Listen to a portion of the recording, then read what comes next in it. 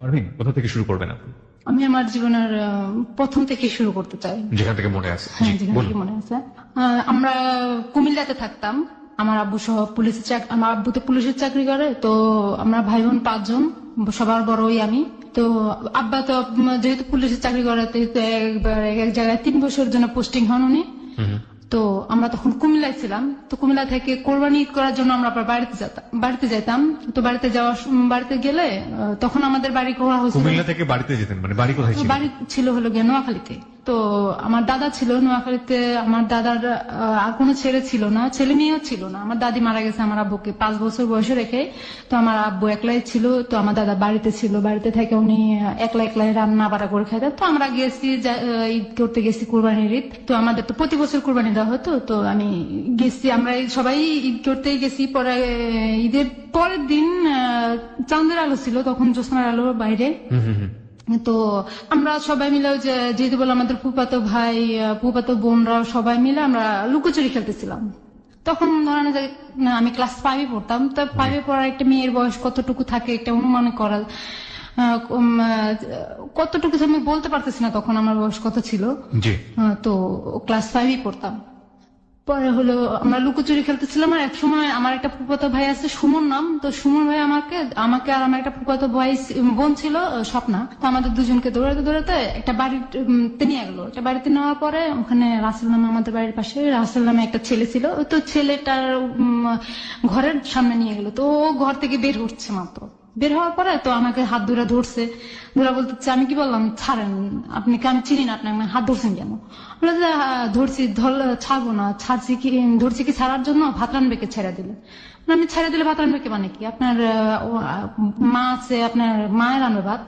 বলে যে না, শুধু মা রান্ধে, বউ তো রান্ধে ভাত। আমি কি বলেন এগুলো? আমি এখন ছোট মানুষ, আপনি আমার সাথে কি বলতেছেন এগুলো?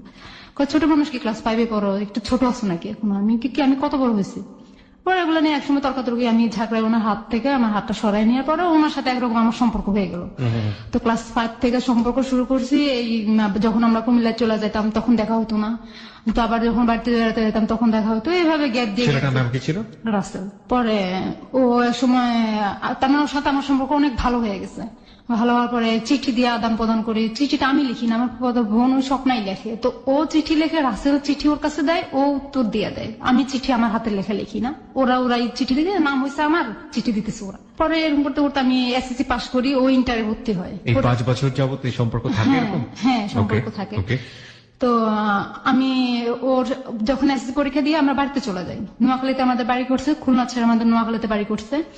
তো বাড়ি করার পরে ওখানে ওর সাথে আমার ভালো রিলেশন হয়। ও আমার একের পর এক বিয়ে আসে, যেহেতু আমার স্বাস্থ্য ভালো ছিল। তো আমার সাথে বিয়ের আসে, বিদেশ থেকে ছেলে আসে বিয়ের জন্য। তো আমার ফুফাতো বোন এক পর্যায়ে রাসেলকে শুনাই দেয়, স্বপ্ন আর কি, রাসেলকে শুনাই দেয় যে দেখো কোনো পারবে না, তো বিয়ে হয়ে যেতেছে, তো এখন ওকে কিভাবে কি করবা?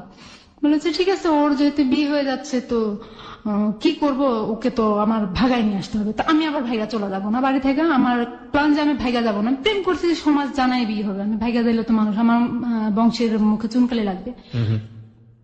পরে আমি বললাম যে আমি ভাইগা যাবো না। ও কি করলো যে ওর নানির গয়না বিক্রি করলো। ওর নানিকে বললো যে আমার বোনকে দেখতে আসবো, ওর বোনের নাম রুমা, ওর ছোট যেটা ওটার নাম রুমা। তো রুমাকে দেখতে আসবে, আপনার গয়না দেন, হাতের চুড়ি, স্বর্ণের, তারপরে গলার চেন, কানের জিনিস, এগুলো নানির কাছ থেকে খুলে নিয়ে ওগুলো বিক্রি করে ফেলে, কোর্টে যায়, ম্যাচদি কোর্টে যায়। পরে ওখান থেকে ওই যে অ্যাভিটাভিট করে, আমাকে ছাড়াই সে অ্যাভিটাভিট করার পরে ওর একটা বন্ধু দিয়ে পাঠায় দেয় ওই যে স্বপ্নাদের বাড়ি। আপনাকে ছাড়া এফিডেভিট করে মানে? আপনি ছিলেন না ওখানে? না, আমি ছিলাম না। পরে স্বপ্নাদের বাড়িতে ওর বন্ধুটা আসে, ঠিকানা নিয়ে আসার পর আমাকে খবর দেয় স্বপ্না। যাওয়ার পরে আমি খবর দেওয়ার পরে আমি যাইলে আমার কিছু ছবি তুলে নেয় ক্যামেরা দিয়ে, আর আমার সিগনেচার নিয়ে নেয়। তো আমি সিগনেচার দিয়ে বাড়িতে আসার পরই ওর মা পুরা বাড়িতে ঝগড়া শুরু করে দিছে। আমার ছেলেকে নিয়ে পুলিশের মেয়ে ভাইগা চলে গেছে। আমাদের একটা দাদি আছে। তো দাদিটা বলে, মেয়ে যদি ভাইগা চলে দেয়, মেয়ে বাড়িতে কি করে? তো ভাইগা চলে গেলে তো বাড়িতে থাকার কথা না। পরে সবাই বললো যে না, এটা ভুল কথা, মিথ্যা কথা। পরে যে একসময় বাঁচতে বাঁচতে পুরো এলাকা ছড়াই গেলো পুলিশের মেয়ে অমুকের ছেলের সাথে, আমার শ্বশুরের নাম ছিল আসানুল্লাহ, তো আসানুল্লাহ ছেলের সাথে চলে গেছে। আচ্ছা ভালো কথা, আমার আব্বা এসে, আব্বা শোনাতে গুলো গরম, আমার বংশের বড় মেয়ে, আমি বংশের বড় ছেলে, আমার বংশের বড় মেয়ে, এটাকে কিভাবে করে? আমার সাথে অনেক ঝগড়াঝাটি, মেয়ে যেহেতু সংসার থেকেই হয়ে গেছে তো সেটা তো হবেই। আমার আম্মুকে বলতেছে, যেভাবে মেয়ে অন্যায় করলে মাকে দোষ দেয় আর কি বাপরা। তো আমার আম্মাকে অনেক গালাগালি করতেছে, আম্মা তার মানে অনেক অত্যাচার হচ্ছে আমার ঘরের ভিতরে। পরে আব্বা বললো কি যে ঠিক আছে আমি কাগজপত্র দেখবো, রাসেলকে খবর দাও। তো আমার সাথে আবার রাসেলের সাথে মোবাইল, তখন মোবাইলের চুক ছিল খুব কম, তো আমি নাম্বারটা আব্বারে দিলাম। তো আব্বারে দেওয়ার পরে আব্বা ফোন করলো, বললো যে কি ওকে আসতে বল, আমাকে দিয়ে কথা বলেছে। তো আমি বললাম যে আপনি আসেন, আসে আব্বা আপনার সাথে কথা বলবে। তো সবার রাত ছিল, তো ও আসছে, আসার পরে বিচার বসলো, এক পর্যায়ে আব্বা রাজি হয়ে গেল। ওকে আবার আব্বা খুব ভালোবাসতো, ও যেহেতু অনেক ভদ্র ছিল, মাদ্রাসা লাইনে পড়ছে, তো তো বিয়ে হয়ে গেছে। বিয়ে হয়ে যাওয়ার পরে ও আমার শাশুড়ি চায় না যে ওর সাথে আমার বিয়ে হোক। তো উনি আমাকে উঠে নেওয়ার সময় বলছে যে আমি এই মেয়েকে বিয়ে করে নিতেছি, ঠিক আছে, একে আমি সুস্থ মতো ভাত খেতে দেবো না। তারপরেও আমার আব্বা আমার মুখের দিকে তাকায় শুধু খালি, যে আব্বা আবার আমাকে অনেক আদর করতো, তো আমার মুখের দিকে তাকায় শুধু খালি এটা মেনে নিচ্ছে যে উনি এটা বলছে। পরে প্রায় 1 মাস এরকম সুন্দর চলে। বিয়ে পরে 2-3 পরে ও চলে যায়, চিটাগাং চাকরি করতো তখন। তো চলে যাওয়ার পরে প্রায় 1 মাস পরে আসে। বিয়ের 1 মাস পরে আসার ওর সাথে আমার সাথে হয় ভালোই। ও 1 মাস পরে আসে ওর মার কি জানি কথা শুনে আমাকে অনেক অত্যাচার করলো, মার দৌড় করলো, আমি কিছু বললাম না।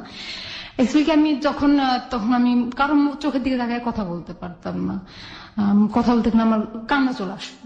2 বছর ওর সাথে ভালো সংসার চলে, আমার ভালো সংসার চলে। ও আমাকে নিয়ে লেখাপড়া কি বন্ধ হয়ে গেল? হ্যাঁ, লেখাপড়া আমার অলরেডি বন্ধ হয়ে গেল। আমার আব্বার ইচ্ছা ছিল আমাকে ডাক্তার বানানোর, না আমার সেটা আর পূরণ হলো না। পরে ও আমাকে নিয়ে চিটাগাং চলে গেল। এক পর্যায়ে চিটাগাং যে ওখানে কনসেপ্ট করছি, ও আমাকে মারধর করে ওটা নষ্ট করে ফেলছে। 3 মাসের একটা বাচ্চা নষ্ট হয়ে গেছে। পরে আমাকে বাড়িতে নিয়ে আসছে। তারপর আমি আবার কনসেপ্ট করছি, আমার একটা ছেলে হয়েছে। আমার ছেলে হওয়ার পরে ও বিয়ে করে ফেলছে, ঢাকা আইসা যে কোনা বাড়িতে এসে একটা মেয়ের সাথে গার্মেন্টস চাকরি করে বিয়ে করে ফেলছে। এটা কি আপনাকে না জানিয়ে এই হ্যাঁ, কাজটা না জানিয়ে এই কাজটা করছে। আপনার ছেলের বয়স কত তখন? তখন আমার ছেলের বয়স 11 মাস। আপনি জানলেন কিভাবে মেয়েটাকে বিয়ে করেছে? মেয়েটাকে বিয়ে করেছে জানছি হলো গিয়া, ও আসতো না বাড়িতে। আমার ছেলে হয়ে যাওয়ার পরে ও বাড়িতে আসতো না। একদিন ঝগড়া লেগে আমাকে বলছিল যে আমার এই ছেলেটা নাকি আমার জারজ সন্তান, এটা নাকি ওর জন্মের না। আমি এটা ভেঙে পড়ছিলাম কথাটা বলার পর। আমি ঠিক আছে, তোমাদের সন্তান না যেহেতু, সেটা তোমাদের কোনো অধিকার নাই। আমার তো আমি খুলনা চলে গেছি। খুলনা চলে যায়, ছেলেটা হয়েছে, হওয়ার পরে ও খবর পাইছে, ঢাকা থেকে বাড়িতে আসছে। আসার পরে নোয়াখালীতে আসছে। আমি খুলনা থেকে আবার নোয়াখালীতে ব্যাক করে আমার ছেলেকে নিয়ে পরে ও বাড়িতে আসছে। আসার পরে ছেলেকে দেখতে আসছে। আমি বলছি যে না, ছেলের সাথে তোমার কি অধিকার? তুমি এতদিন ধরে বাড়িতে আসো না, আজকে 5-6 মাস হয়ে গেছে তুমি বাড়িতে আসো না, তোমাকে ডাক্তার দেখাতে বলছেন, তুমি তাও করলা না। তুমি বললা যেটা নাকি তোমার জারজ সন্তান। পরে ও বলতেছে যে না, তুমি এটা কি বলো, আমার সন্তান, দেখো তো চেহারাটা কার মিলে। আমি তো সেটা তো তোমার তখন উচিত ছিল না বলার। তুমি একবার চিন্তা করো না যে হওয়ার পরে চেহারাটা কার হবে। তখন নিজের ভুল নিজে বুঝতে পারে, বাড়িতে আসতেছে, তবু আমার মারধর করতেছে, অনেক মারছে, অনেক অত্যাচার করছে। পরে এরকম করে যখন ছেলের বয়স 5 মাস চলে, তখন সে ঢাকা চলে আসছে, আর বাড়িতে যায় না। বুঝতে পেরেছি, মানে অনেক গল্প আছে এর পেছনে। আপনি এক পর্যায়ে জানতে পারেন যে সে বিয়ে করেছে। সে নিজে থেকে এটা বলে না, সে নিজে থেকে এটা বলে না। একসময় আমি কি করি যে ছেলেটাকে আমার মানুষ করতে হবে, আমার ছেলেটাকে আমার মার কাছে দিয়ে আমি চিটাগাং চলে যাই। চিটাগাং কেন? চিটাগাং চলে চাকরি করার জন্য। আমি চাকরি করবো, চাকরি করে আমার ছেলেটাকে মানুষ করবো। চিটাগাং কেউ ছিল আপনার চাকরি দেওয়ার না, মতো? চিটাগাং আমার কেউ ছিল না। আমি চিটাগাং চলে যাই। চিটাগাং চলে যাওয়ার পথে গাড়িতে একটা লোকের সাথে আমার দেখা হয়। ওর বোনের, ওই লোকটা ওর বোনের কাছে নিয়ে দিয়ে আসে। তোর বোন জামা ছিল আবার খারাপ, তো ওর বোন জামা আমার দিকে নজর দেয়। নজর দেওয়ার পরে একদিন রাতে আমার সাথে খুব ধস্তাধস্তি করে। তো ওনাকে আমি আবার খালু ডাকতাম। আবার ওনার আমি বলছি যে খালু এটা সম্ভব নয়। আমি তখন একটা ইয়ের ভিতরে ছিলাম যে আমি ছেলে দিয়ে আসছি, আমার ছেলে আমার কাছ থেকে না, আমার কাছে খুব কষ্ট লাগতেছে। তো যখন আমি চিটাগাং চলে যাই, তার 4 দিনের মাথায় ওরা এলাকায় বিচার বসায় আমার ছেলেটাকে ওদের কাছে নিয়ে যায়। যে বউ যেহেতু নাই, মেয়ে যে ওর মাই যেহেতু নাই, তাহলে আমাদের ছেলে আমাদের কাছে দিয়ে দেখ, আমাদের নাতি আমাদের কাছে দিয়ে দেখ। এক পর্যায়ে বিচার বসায় ও আমার ছেলেকে ওরা নিয়ে যায়। তো আমার মা আমাকে ফোন দেয়। আমি বলে যে ঠিক আছে, তালুক দিয়ে দিলে তো অন্য কোথাও চলে যায়। তো আমি পাইতাম না, এখন যেহেতু আসছে, ওদের ছেলে ওদের কাছে আছে, বড় হলে একদিন আমার কাছে আসবেই। পরে এটা পরে দিয়ে দিল। তো আমি বললাম, আমি রাসেল কাছে ফোন করে বললাম যে কি দেখো যে আমার ছেলেকে তো ওরা নিয়ে গেছে, তোমার মা নিয়ে গেছে, এখন আমার ছেলেকে আমি চাই। ঠিক আছে, তোমার ছেলেকে তুমি যদি পাইতে চাও, তাহলে তুমি আমার কাছে চলে আসতে হবে। তুমি কোথায়? আমি ঢাকা। ও আমাকে বললো আমি ঢাকা কোথায়? কোনা বাড়িতে। আচ্ছা ঠিক আছে, তো আমি আসতেছি। তো আমি ঢাকা চলে আসলাম। ও আমাকে রিসিভ করলো, চৌরাস্তা থেকে রিসিভ করে নিয়ে কোনো বাড়ি গেলাম। তো ওখানে গেলাম, আমারে বললো যে কি তুমি আমার কাছে থাকো, তো আমি তোমার ছেলে বাড়িতে যাবো, যাইয়া তোমার ছেলেকে তোমার কাছে আয়না দেবো। তো ওর কাছে 1.5 মাস থাকার পরও ও আয়না দেয় না ছেলেটাকে আমার কাছে। তো ও 1.5 মাসের ভিতরে ওই ওখানে যে বাসায় ছিলাম, ওই বাসার একটা মহিলা ছিল শাহিনুর নাম। তো ওই আপু আবার ওদের সাথে একসাথে চাকরি করতো। তো ও আমাকে আকার ইঙ্গিতে বলতো ওর সাথে সুমি নামের একটা মেয়ের সম্পর্ক আছে। তো আমি বললাম যে রাসেলের সাথে সুমি নামের একটা মেয়ের সম্পর্ক কই, আমাকে তো বলে নাই। আপনাকে এখানে আনার একটাই কারণ। আমি কি কারণ? ওই আপুটাই আমাকে বলতেছে যে আমি কি কারণ, কয় যে এই কারণটা হলো যে রাসেল ভাইয়া যে বিয়ে করছে সুমি বিশ্বাস করতেছে না। তো সুমি ওর কাছে বিয়ে বসবে, রাসেল ভাইয়ের কাছে বিয়ে বসবে, তার জন্য আপনাকে এখানে দেখানোর জন্য আনছেন। তাই কহে ও। ওই মেয়েটাকে যখন সম্পর্ক গাঢ় হয়ে যেতেছে ওদের, তো আমাকে বাড়িতে পাঠিয়ে দিচ্ছে যে তুমি বাড়িতে যাও, আমি আমার ফোন করে বলে দেবো তোমাকে ছেলে দিয়ে দেওয়ার জন্য। আমি বাড়িতে চলে আসলাম, দেখতেছি আমার ছেলেকে ওরা দিতেছে না। তো আমি কি বললাম, আবার ঢাকায় চলে আসলাম। ঢাকায় আমার গাজীপুর আমার মেজো মামা থাকে, আমার বড় মামা থাকে, ওখানে থাকছি। ওখানে থেকে আমি ওই মেয়েটার কাছে, শাহিনুর নামের ওই মেয়েটার ফোন নম্বর নিয়ে আসছি। আমার আসার সময়, বাড়িতে যাওয়ার সময় আমি ফোন নম্বর নিয়ে আসছি। তো শাহিনুরের কাছে ফোন করে একদিন হঠাৎ প্রায় মাস 1.5 পরে ফোন দিয়ে জানতে পারে যে ওই রাসেল ওইখানে নাই। আর ওই গার্মেন্টসেও চাকরি করতেছে না, সুমিও নাই আর রাসেলও নাই, কেউ নাই। কোথায় গেছে? সুমি রাসেলকে নিয়ে ভাইয়া চলে গেছে। তখন আমি শুনলাম যে ওদের বিয়ে হয়ে গেছে, ওরা ভাইয়া চলে গেছে, এভাবে শুনলাম। আচ্ছা আচ্ছা, ওকে। পরে আমি চাকরি করতেছি আস্তে আস্তে আমার মেজো মামার কাছে রয়েছে, চাকরি করতেছি, ওখানে মামা মামিও আছে। তো এভাবে চাকরি করতে করতে দেখতেছি যে ও আর আমার খোঁজ খবর নেয় না। রাসেল আমার, ওর আর কোনো ফোন আমি পাই না। ওর ফোন নম্বর আমার জানা নাই, যেটা জানা ছিল সেটাও বন্ধ। 1 বছর যখন হয়ে গেছে আমার চাকরির বয়স, আমার সবকিছু ভালো চলতেছিল, আমি আনন্দ ফুর্তি চলতেছিলাম, চাকরি করতেছিলাম। আপনার ছেলে তখন আপনার হাজবেন্ডের কাছে? হাজবেন্ডের কাছে, হ্যাঁ। মানে আর আপনি তখন চাকরি করে নিজে নিজে একা থাকেন? হ্যাঁ, আপনার পরিবার থেকে কি আপনাকে মেনে নেওয়া হচ্ছে না? না, আমার পরিবার থেকে আমাকে মেনে নেওয়া হচ্ছে। আমার মা বলছে যে ঠিক, আমার মার বিরুদ্ধে যে আমি চাকরি করতেছি। আম্মা বলতেছে তুমি বাড়িতে থাকো। আমি কিন্তু আমি বাড়িতে থাকবো না, আমি বাড়িতে থাকলে আমি নিজেকে কন্ট্রোল করতে পারবো না। বাবা কি বলতো এই সময়? আব্বা তো ওই যে আমার বিয়ের পর এখানে একটা কথা ছেড়ে গেছে, আমি আমার বিয়ের পরে আমার আব্বা বিয়ে করে ফেলছে, আরেকটা বিয়ে করেছে। একটা বিয়ে করে ফেলেছে। আপনার মার সঙ্গে সম্পর্ক ছিল না? না, চাঁদপুরের একটা মেয়েকে বিয়ে করে ফেলছে। চাঁদপুরের একটা মেয়েকে বিয়ে করে উনি চাঁদপুরে সেটেল হয়ে গেছে, চাকরি করে। মানে আপনাদের খোঁজ খবর নিত না? না, আমাদের খোঁজ খবর। ঠিক আছে, আপনি চাকরি করছেন, হ্যাঁ বলুন। তারপর পরে আব্বারও কোনো মতামত না। আব্বা বলে যে এই মেয়ে আমার সংসারে থাকবে না, আমার ঘরে থাকবে না, আমি আমার বাড়িতে থাকতে পারবে না। আব্বা মানে নিতে পারে না। আমার মেয়ে যেহেতু, উনি তো আমাকে ফালাইতে পারে না। তো উনি আমাকে বলতেছে ঠিক আছে তুমি চাকরি যেহেতু করো, তোমার মেজো মামার কাছ থেকে করো। পরে আমি চাকরি করতেছি 1 বছরের মাথায়। 1 বছরের মাথায় একদিন আমি 7টা বাজে অফিস থেকে আসছি। আইসা আমার কাছে খারাপ লাগতেছে, সারাদিন ডিউটি করার পর আমার কাছে খারাপ লাগতেছে। আমি শুয়ে রয়েছি, শুয়ে টিভি দেখতেছিলাম। তখন হঠাৎ করে রং নাম্বার একটা ফোন আসে আমার কাছে। রং নাম্বার, বাংলা লিঙ্ক একটা নাম্বার থেকে আমার ফোন আসার পর আমি বলতেছি কে? যে বলে আমি কি? আপনি কে? আমার কাছে ফোন দিচ্ছেন, আপনি কে? বলেছে যে আপনি কি আমাকে চিনতেছেন না? আমি কি চিনতেছি না, বিদায় আপনাকে আমি পরিচয় জিজ্ঞাসা করতেছি, আপনি কে? বলে যে আমি তো আরিফ। আমি কি আরিফ? কোথেকে করছেন? আপনার বাড়িতে মনে হয় নোয়াখালী, আপনার কণ্ঠে ওরকম বোঝা যাচ্ছে। বলছে হ্যাঁ আমার বাড়ি নোয়াখালী। নোয়াখালী কোন জায়গায়? ও পরিচয় জানতে চাইলাম, ও ভুল একটা পরিচয় দিল আমাকে। আমি এখন যেটা জানতে পারলাম ওটা পরিচয় দিল না আমাকে, ভুল একটা পরিচয় দিল। পরিচয় দেওয়ার পরে আমি বলতে কিসের জন্য ফোন করছেন আপনি আমার কাছে? আমি কি আপনাকে ভালোবাসি? ডিরেক্ট বলতেছি কথাটা, আমি আপনাকে ভালোবাসি। আমি কি আশ্চর্য কথা, কি ধরনের কথা বলেন? আপনি কি আমায় দেখছেন? কয় না দেখি না। আমি তো কোথায় আমার নাম্বার পাইছেন? আপনার একটা কাকার কাছ থেকে নিয়েছে। আমি অসম্ভব কথা, আমার কোন কাকার কাছে আমার নাম্বার নাই। আমি রাসেলের ভয়তে আমার নাম্বার আমি কারোর দিই না। আমার মা ছাড়া আর কেউ জানতো না। আমার আপন কাকা একটা ছিল, ওইটা জানতো। আপন কাকা আমার আব্বার চাচাতো ভাই, উনি জানতো, আর তো কেউ জানার কথা নয়। তো বলে যে হ্যাঁ আমি নিচ্ছি আপনার কাকার কাছে। আমার কাকা আমার নাম্বারটা কাউকে দিবে না, আপনি ভুললে হবে নাকি, আপনি কার কাছে নিতেন সেটা বলেন। তো একটা ঘটনার মাধ্যমে আমার নাম্বারটা আরেকজনের কাছে চলে যায়। হ্যাঁ, পরে নাম্বারটা পাওয়ার পরে আমাকে বলতেছে ভালোবাসি। আমি কে শুনেন কথাটা, আপনি প্রথম আমি একটা খারাপ বিহেভিয়ার করছিলাম। তো আমি বলতেছি যে আপনি কথাটা আপনার মাকে বলবেন আগে, আর আপনার বোনকে বলবেন আগে, যে আমি ওরা যদি মাইনা নিতে পারে তাহলে আমিও মেনে নিব, বুঝলেন যে আমি আপনার বোনের মতো। হ্যাঁ, কথাটা বলার পরে ও ফোনটা কেটে দিচ্ছে। ফোনটা কেটে দেওয়ার পরে আমার আরই নাই ওকে। তো এগুলা বলে আমি রেখে দিছি। রেখে দেওয়ার পরে সেম টাইম, পরের দিন সেম টাইমে আমাকে আবার ফোন দিছে। ও কিভাবে জানতে পারে আমি 7টা বাজে বাসায় থাকি? আমি তো আপনি কি কালকে যে ফোন করছি আরেকটা নাম্বার থেকে ফোন করছে, ওই নাম্বারটা থেকে না, একটা রবি নাম্বার থেকে ফোন করার পরে আমি বললাম যে আপনি আমার কাছে আবার কেন ফোন দিচ্ছেন? আপু কালকের কথার জন্য সরি। আমি তো সরি কেন? কয় আপনাকে আমি কথাটা বলছি। আমি তো সরি তো আপনাকে আমি বলার কথা। কয় কেন? আমি যে আপনাকে আমি খারাপ বিহেভ করছি। কয় না সমস্যা নাই, বলতেই পারেন, একটা মেয়েকে হুট করে ভালোবাসি বললো তো সেটা বলতেই পারে স্বাভাবিক। পরে আমি বলতেছি কিসের জন্য ফোন দিচ্ছেন? ও বললো যে আমি তো বিদেশ থেকে আসছি, এখন আবার সিঙ্গাপুর যাব, তো আমি ট্রেনিং এর মাধ্যমে যাব। তো ট্রেনিং এর মধ্যে যাবেন আপনি, আমার কি? বলে যে আপু আমার তো ঢাকায় কোনো পরিচিত লোক নাই, আপনি তো অনেক বছর যাবত ওখানে রয়েছেন জানলাম। আমি না অনেক বছর না, আমি এখানে আসি প্রায় 1 বছর যাবত। কয়েক বছর যাবত অনেক লোক পরিচয় তো হয়, তো আপনি আমাকে ব্যাচেলার রুম খুঁজে দিতেন। আমি দেখেন আমি তো বাড়িওয়ালার, ঢাকা শহরের বাড়িওয়ালা না, আমি আপনাকে রুম খুঁজে দেবো কিভাবে?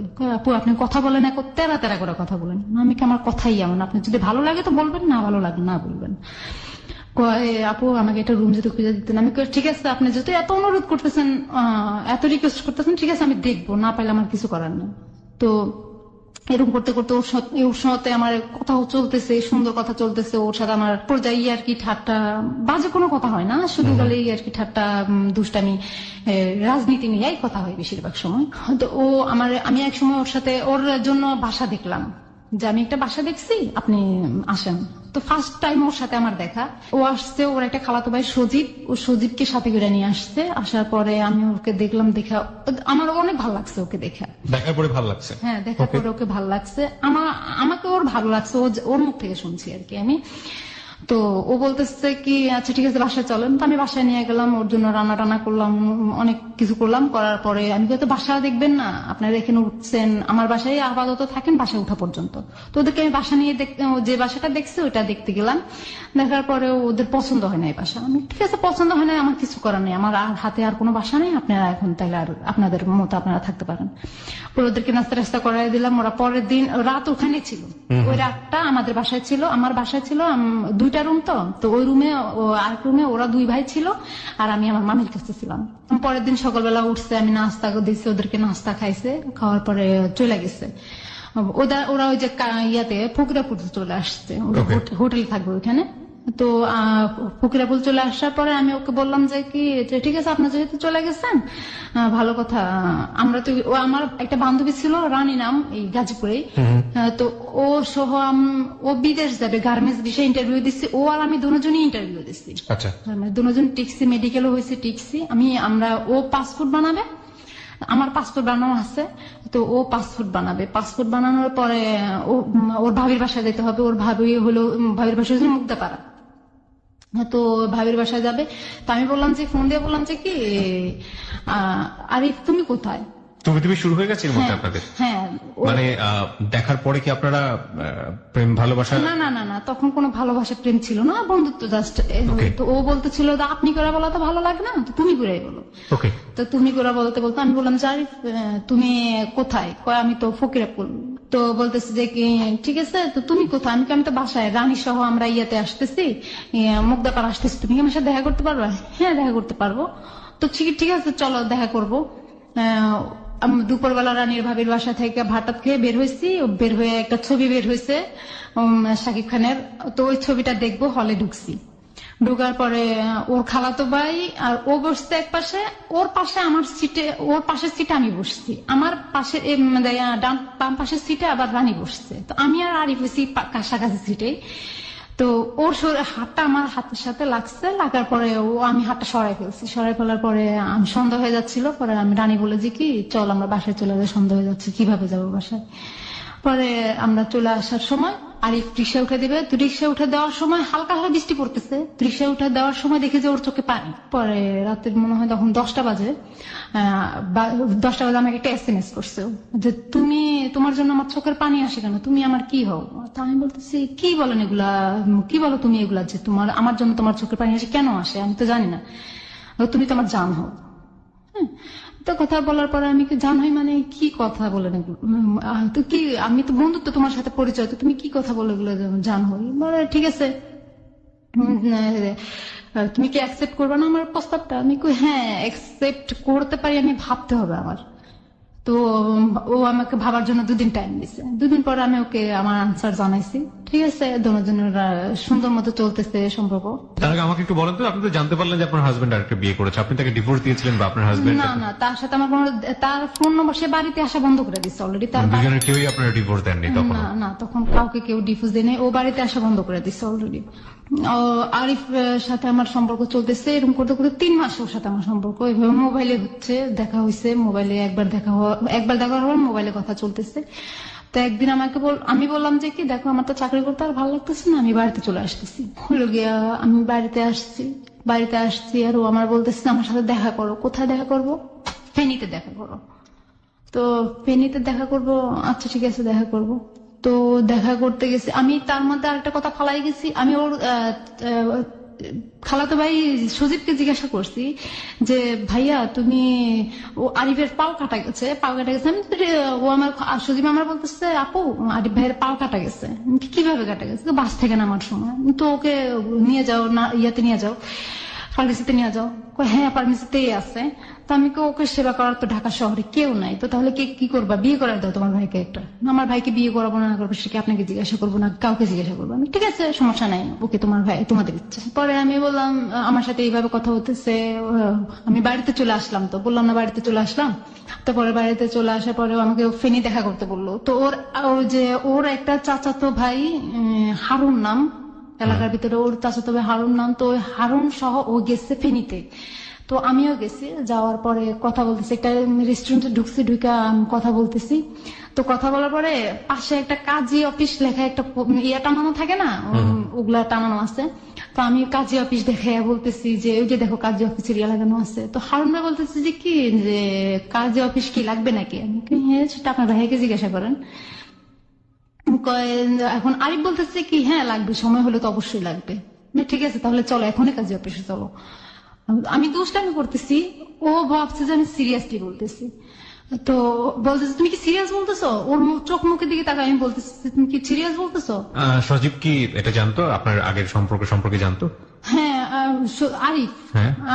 আরিফ জানতো আমার সম্পর্কে, কারণ আমার ছেলের ছবি আমার ঘরের জানালায় টানানো ছিল। আচ্ছা, মানে আপনার একটা ছেলে আছে, আপনার বিয়ে হয়েছে, ডিভোর্স হয়নি, এগুলো সব জানতো? সব জানতো। ও রানীর কাছ থেকে সব শোনা ফেলছে। আচ্ছা, রানী ওকে বলে দিচ্ছে আমার যে বিয়ে হয়েছে। তো বিয়ে, ও আমাকে একদিন জিজ্ঞাসা করছে, হঠাৎ করে জিজ্ঞাসা করছে তোমার কি বিয়ে হয়েছে? আমি হ্যাঁ হয়েছে। এটা তুমি কার কাছ থেকে শুনছো? আমি রানী বলছি। ভালো কথা, জানলে তো ভালো কথা।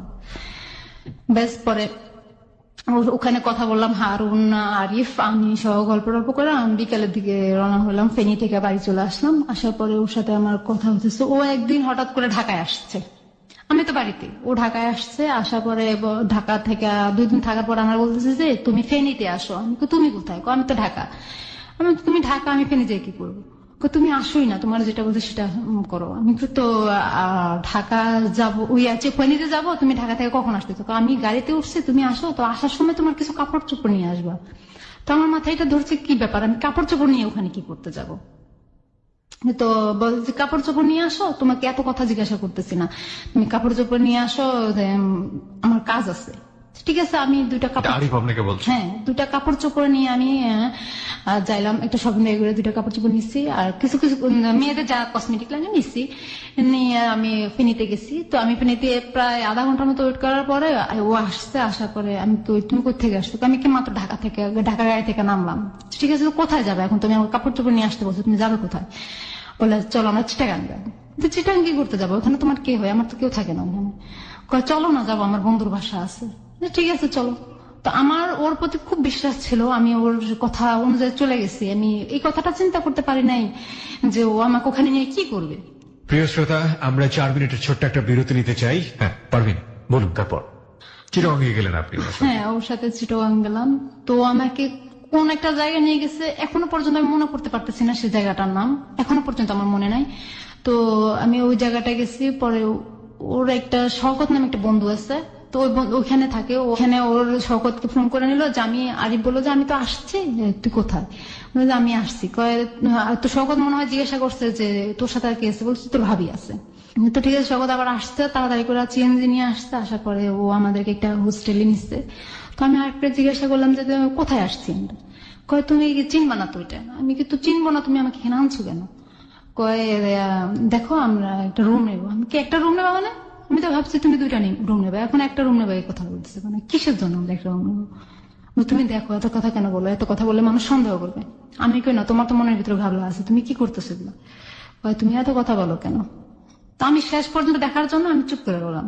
তারপরে একটা রুম নিল, তা একটা রুমে দুটো চৌকি, তো ওইটাতে ঢুকলাম। ঢুকার পরে শওকত ঢুকলো, শওকত বললো যে কি নাস্তা, তো শওকত আমাকে দেখে বললো যে কি এটা তো ভাবি না।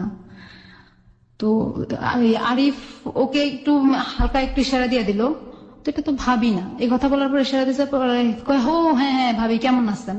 তা আমার মনে তো ডাউট গেছে, কি ব্যাপার, এটা তো ভাবি না বললো, কি ব্যাপার তো আমি বুঝলাম না। শওকত ভাই ব্যাপার কি বুঝলাম না, প্রথম বললেন ভাবি না, আবার বললেন ও ভাবি কেমন আছেন, কি আমি তো এটার মানে বুঝলাম না। কয় না এমনি দুষ্টামি করছি। ও আচ্ছা। আরিফ বলো তো ঠিক আছে শওকত নাস্তা নিয়ে আয়, তো শওকতকে নাস্তা আনতে পাঠাইলো, শওকত নাস্তা আনলো, আয়না দিয়া ও শওকত চলে গেছে। যখন হোস্টেলে ঢুকলাম আমরা তখন প্রায় রাত 8টা বাজে। তো ও শওকত চলে গেছে, বললো যে কি সকালে ফোন করে নিস, ঠিক আছে। তো শওকত চলে যাওয়ার পরে আমরা দুজন নাস্তা করলাম। আমার পুরো শরীরটাই কাঁপতেছে। আমি কখনো, এটা ফার্স্ট অভিজ্ঞতা আমার কোন ছেলের সাথে একটা অবিবাহিত ভাবে একটা রুমের ভিতরে থাকা, আমার এটা ফার্স্ট আমার জীবনে। আমার মনে হচ্ছে আমি চিল্লে চিল্লে কান্দি। পরে ও আমাকে দেখে একটা ভয় কাজ করতেছে আমার ভিতরে, ও আমাকে দেখে বুঝতে পারছে যে তুমি কি, আমার জিজ্ঞাসা করতেছে তুমি কি ভয় পাইছো, তুমি কিভাবে বুঝতে পারো, তোমার চোখ মুখ এরকম শুকিয়ে গেছে, তোমার ঘামাইতেছে কেন, তুমি এরকম ঘামছো কেন। শীতের দিন ছিল তখন। পরে আমি বলতেছি কি দেখো তুমি এটা কেন করলো, আমি তো বুঝলাম, ভাবছিলাম যে তুমি কোন বন্ধুর বাসায় নিবা আর তোমার 2টা রুম নিবা, সেটা ভাবছিলাম। যদি হোস্টেলে আসো তাহলে 2টা রুম বা কোনো বন্ধুর বাসায়। দেখো না আমার এখানে বন্ধু আছে ঠিক আছে, কিন্তু বন্ধুরা তো কোনো বাসা নিয়ে থাকে, যে এখানে ব্যাচেলার থাকে, তোমাকে নিয়ে আমি কি একটা ব্যাচেলার রুমে এতগুলো ছেলের ভিতরে কিভাবে উঠবো। তো তুমি একটা রুম নিলে কেন, 2টা রুম। 2টা রুম নিলে তুমি কি একলা একটা ঘর থাকতে পারতা, তোমার ভয় করতো না? আমি কি সেটা তো থাকতে পারতাম না। তাহলে 2টা খাট যেহেতু আছে তাহলে তুমি তোমার কাটে থাকবো, আমি আমার কাটে থাকবো, আচ্ছা ঠিক আছে। তো আমি বলতে তুমি বাতি নিবে শুয়ে পড়ো, ঠিক আছে। বাতি নিবে শুয়ে পড়ার পরে বাতি নিবার এক পর্যায়ে দেখি যে আমার খাটে, আমার হালকা চোখটা লেগে আসছে। আমার ঘুমের, যেহেতু জার্নি করছি আমার ঘুম অনেক চোখে। তা ও আমার শরীরে হাত দেওয়ার সাথে সাথে আমি এখনো আমার শরীরে কেউ হাত দিলে আমার ঘুম গেলে, যত ঘুমে যায় আমার শরীরে কেউ হাত দিলে আমি জেগে যাই। পরে আমার শরীরে হাত দেওয়ার সাথে সাথে আমি লাফ দিয়ে উঠে বসে গেছি। কি ব্যাপার তুমি এখানে কেন, তুমি তোমার খাটে দাও। না তোমাকে এখানে আনছি কি আমি এমনি এমনি আনছি নাকি, কি বলো এমনি এমনি আনছো নাকি, তোমাকে আমি ভালোবাসি, তুমি না আমাকে ভালোবাসো, তোমার সাথে আমার যা হবে বিয়ের পরে হবে। আচ্ছা ঠিক আছে বিয়ে না হয় হবে, তুমি এখন কি একটা মেয়ের সাথে একলা ঘরে থাকলে তুমি বলো কেমন লাগে, তোমার তো বিয়ে, তুমি তো সবই বুঝো, আমি তো বিয়ে করি নাই, আমি কিভাবে বুঝবো। ও আমাকে বলতেছে কথা, তোমার বিয়ে অভিজ্ঞতা নাই তো তুমি আমাকে এটা কেন করতে আসছো তাহলে এখানে, তোমার অভিজ্ঞতা নাই, তুমি তো বুঝো না একটা মেয়ের কেমন, একটা মেয়ের সাথে রাত কাটাবে একলা কেমন লাগে, সেটা একটা মেয়ের কাছে কেমন লাগে সেটা তোমার তো ধারণা নাই, তুমি বলতেছো, তাহলে আমার কাছে কেমন লাগে। দেখো ভয় পেও না, আমি তোমাকে বিয়ে করব, পৃথিবী সবকিছু একদিকে থাকবা, তুমি আমার একদিকে থাকবা। আমি বললাম আমি তোমার একদিকে থাকবো, কি বলো, আমার এটা সম্ভব না। তার মানে আমার সাথে এক পর্যায়ে ও জোর জবরদস্তি করেই, যাই হোক জোর জবরদস্তি করে আমাকে মানাই নিচ্ছে। মানার পর ওর সাথে আমার সাথে ফিজিক্যালি রিলেশনটা হয়ে গেল। হয়ে যাওয়ার পরে আমি অনেক কান্না করতেছি, কান্না করতে তো তুমি কাঁদতেছো কেন, আমি কই না রাসেলের পরে আমাকে কেউ টাচ করে নাই, তুমি আমাকে টাচ করলা, রাসেলের কথা তোমার মাথা থেকে ঝেড়ে ফেলাই দাও। আমি কেন আমি ঝেড়ে ফেলাই দেবো, রাসেল তো আমার স্বামী ছিল, এখনো আছে, ওর সাথে তো আমার ডিভোর্স হয় নাই, তাহলে তুমি এখনো আমাকে কেন এগুলা করলো, আমার তো পাপ হবে। পাপের কথা চিন্তা করলে দুনিয়াটা আরো আগে ভালো হয়ে যেত, এগুলো বুঝাইতেছে আমার। তো আমি বললাম যে কি দেখো তুমি এমন করছো আমার সাথে, করছো আর করো না, করার চেষ্টা করো না, তোমার একবার করার যে কথা 10 বার করার সে কথা, সে বলতেছে আমাকে কথাটা। আমি বললাম যে তুমি কি বলো, একবার করার যে কথা 10 বার করার সে কথা, তুমি কি বলো এগুলা, তোমার পায়ে ধরে তুমি আমার সাথে এগুলো করো না। ওর সাথে অনেক কাকুতি মিনতি করলাম, ও কোনো কিছুই শুনলো না। তো পরে ওর সাথে এক পর্যায়ে আরো কয়েকবার হয়ে গেল, প্রায় এরকম একটা রাতের ভিতরে 8 বার না 9 বার ও আমার সাথে ফিজিক্যালি রিলেশন করে ফেলেছে। আমার অবস্থা খুব খারাপ, আমার শারীরিক অবস্থা খুব খারাপ। পরে ডাক্তারের কাছে গেছে, ও আমাকে রুমে রেখা ও ডাক্তারের কাছে গেছে, ডাক্তারের কাছ থেকে যে ওষুধ আনছে আমি খাইলাম। খাওয়ার পরে আমি সহ সকালবেলা বের হয়ে তে গেছি, সিরিজ গেছি, ঘুরছি ফিরছি, ঘুরে ফেরার পরে বাসায় আসছি। বাসায় আসার পরে ও আবার আমাকে বলতেছে চলো আমরা আবার একটু করি, তো ও আবার আমার সাথে ফিজিক্যালি রিলেশন করতে চাইলো। তো হইলো দুজনের ভিতরে, তার মানে এখন ওর মর্জি মতো হইতেছে সবকিছু, আমার মর্জি মতো হচ্ছে না। তো ওর মর্জি মতো হচ্ছে, আমি ঠিক আছে এখন আর ওর সাথে আর আপোষ করতেছি না, সব আপোষে হয়ে যেতেছে। 4 দিন থাকার পরে আমি ওকে বিয়ে বলতেছিলাম, তো 4 দিন তো হয়ে গেলো, বিয়ে তো করলো না আমাকে। বিয়ে করবো ঠিক আছে, তুমি একটু অপেক্ষা করো, আমরা যাওয়ার দিন না হয় বিয়ে করে নেবো। তারপর তারপরে ও বললো যে যাওয়ার সময় বিয়ে করে নেবো। ঠিক আছে, তুমি যাওয়ার সময় কি করো সেটা আমি দেখবো। ঠিক আছে, পরে 4 দিন পরে সকালবেলা বের হয়ে নাস্তা টাস্তা করলাম হোটেলে। তো শওকতের সাথে আবার দেখা হলো, শওকতকে ফোন দিয়ে ডেকে আনলো। দেখা হওয়ার পরে তো শওকত বলেছে ঠিক আছে ভাবি যান, বাড়িতে যান, দেখা হবে। আমি কই বাড়িতে? ভাবি তো আপনার এখনো হই নাই। আমি কই কি বলেন, ভাবি হন নাই? ভাবি না হয়েই তো ওইখানে আসছেন। আমি কই দেখেন আমি আপনার কাছে কি স্মরণ করবো, আমার তো মাথা নষ্ট হয়ে যেতেছে, আপনারা কি করলেন এটা? শওকতের সামনে সরাসরি বলতেছি কথাটা। তো শওকত বলে যে ভাবি চিন্তার কিছু নাই, আমি আছি তো, আপনার কোন চিন্তা করেন না। আরিফ ভাই অমন ধরনের মানুষ না যে আপনার সাথে 2 নম্বরই করবে। আমি শোনেন, একটা মেয়ের যা কিছু ছিল সেটাও আমি ওর সাথে দিয়ে দিছি, আর আমার কিছুই নাই এখন, শুধু আমার মরা ছাড়া আর কোনো উপায় নেই। কেন মরবেন, আরিফ তো আপনার পাশেই আছে। আমি আরিফকে বললাম যে ঠিক আছে, তুমি তো তোমার বাড়ির স্থায়ী ঠিকানা আমাকে দেও নাই। তখনই বললো যে কি আমার বাড়ির স্থায়ী ঠিকানা আমি তোমাকে যেটা দিয়েছি সেটাই। আমি কই না, তোমার বাড়ির স্থায়ী ঠিকানা আমার মনে হয় এটা না। কয় তোমার তো অনেক কিছুই মনে হবে এখন, তুমি এটা মনে করার দরকার না, চলো আমরা বাড়িতে যাই আগে। তো গাড়িতে উঠে গেল। গাড়িতে যখন টিকিট কেটে উঠলো তখন আমার মাথায় ঢুকলো, তো বলছে যে বের হওয়ার সময় বিয়ে করে নেবে। তো কই, এখন তো গাড়িতে উঠে যাচ্ছে। আমি আরেকটা বললাম তুমি গাড়িতে উঠে যাচ্ছ কেন, তুমি আমার সাথে চলো, কাজে চলো। ঠিক আছে, আমরা নোয়াখালীতে যাই, তারপরে বিয়ে করবো। তো চিটাগাং থেকে নোয়াখালীতে আসলাম। নোয়াখালীতে আসার পরে তো আমাকে একটা সিএনজিতে উঠে দিল, সিএনজি পুরা ভাড়াই ওই দিল। উঠে দিয়ে সিএনজি কে বললো যে আমাকে বললো যে সিএনজি আলারা যেখানে বলবো সেখানে নিয়ে যাবে। তো আমি বললাম তুমি বিয়ের ব্যাপারটা করলো না? ঠিক আছে, তুমি এখন টেনশন নিও না, তোমার সাথে আরেকদিন দেখা হলে তবে আমার বিয়ের কাজটা সারা নিবো। ও আমাকে অনেক বুঝাইলো, আমি তো কান্না করতেছি। বুঝানোর পরে ওর বাড়িতে চলে গেলাম, আমি আমার বাড়িতে চলে গেলাম। ওর বাড়ির পাশে একটা লোক ছিল, আমার আবার দুলাভাই হয়। দুলাভাইটা ওর সম্পর্ক আবার বললো যে আমাকে বললো যে কি মহাসিনকে চিনো? আমি কি হ্যাঁ, মহাসিনকে তো আমি চিনি, ও আমার যেটা তো বোনের জামাই হয়। ও আমার বন্ধু হয়। তো আমি যেদিন আবার চিটাগাং থেকে বাড়িতে গেছি, ও যেটা বোনের জামাইটা আমার বোনটাকে নিয়ে আমাদের বাড়িতে আসতে বেড়ানোর জন্য। দুলাভাইটাকে জিজ্ঞেস করলাম ভাইয়া আপনি কি আরিফকে চিনেন? কয় আপু কোন আরিফ? আমি কই যে লিবিয়া থেকে আসছে আরিফ। কয় হ্যাঁ হ্যাঁ, আর ওকে তো চিনি, ওর শ্বশুর বাড়ি আমার বাড়ির কাছে। তো এই কথাটা যখন বললো আমি স্তব্ধ হয়ে গেলাম। বলার পরে কি হয়েছে আপু, আপনি কথা বলতেছেন না কেন? আপনার খবর কি? রাসেল ভাইয়ের খবর কি? আমি রাসেল ভাইয়ের খবর বাদ দেন আগে, আরিফ ভাই যে আপনার বন্ধু আরিফ, উনি তো আপনার সাথে পরিচয় কিভাবে? আমি আমার সাথে ঢাকায় একসাথে পরিচয়, আমি সত্যি কথাটা বলি না ওনার সাথে। তো কয় আমি আচ্ছা ঠিক আছে, ওনার যে শ্বশুর বাড়ি আপনার বাড়ির কাছে, ওনার কি ছেলে মেয়ে আছে? হ্যাঁ একটা মেয়ে আছে। আমি কো আচ্ছা। পরে কয় তো আপনার কি খবর? আমি কেন আমার খবর ভালো। এই কথা বলে আমি আমার দুলা ভাইয়ের সামনে থেকে চলে এসে আমি আমাদের এলাকায় ধান ক্ষেত, আমার ঘরের পাশে ধান ক্ষেত। তো আমি ধানের জমির ভিতরে যাই, ধান তো বড় বড় হয়েছে, তো ধানের ভিতরে যাই আমি ইচ্ছা মতো কতক্ষণ কাঁদতেছিলাম। কারণ আমি ওর কাছে এটা ফোন দিয়ে ওকে অনেক গালাগালি করছি। ওকে অনেক, তুই আমার সাথে এরকম করলি কেন আমার সাথে এরকম বেইমানিটা করলি? দেখো তুমি এরকম করো না, কান্নাকাটি করো না, আমি তোমাকে আগেই বলতে চেয়েছিলাম যে আমি বিয়ে করছি। তুই বললি আমাকে আগে বলতে পারতি, আমার সাথে তো তোর সাথে আজকে 1 দিন আর 2 দিন কথা না, তোর সাথে আমার সাথে আজকে 3টা মাস ধরে কথা চলতেছে। তার মধ্যে তুই আমাকে চিটার নিয়ে 4 দিন থাইকা এলি, আমার সাথে সবকিছু করে এলাম। একটা মেয়ের ইজ্জত বলতে যা থাকে, একটা মেয়ের সবচেয়ে মূল্যবান জিনিস যেটা, সেটাই তুই নিয়ে নিলি। তুই কি করলি এটা? তো ও আমাকে এক পর্যায়ে বলে কি, তাহলে তুই আমার সাথে বিয়ের আগে যেহেতু ছেলে আমাকে সত্তর দিয়ে দিস, তাহলে তুই আরো কত ছেলের সাথে করছিস? তার মানে উল্টা রিয়েকশন করে আমাকে। পরে আমি বললাম যে তাই নাকি? আমি ঠিক আছে তুই আমার সাথে যোগাযোগ করিস না। আমার মামার ছোট মামার খালা শ্বশুরের বিয়ে, তো আমি ওই বাড়িতে গেলাম, ওর শ্বশুর বাড়ির পাশেই, জানতাম না আমি। তো ওখানে গেছি, আর আমার ফোন দিছে তুমি আমার বলো তুমি কোথায়?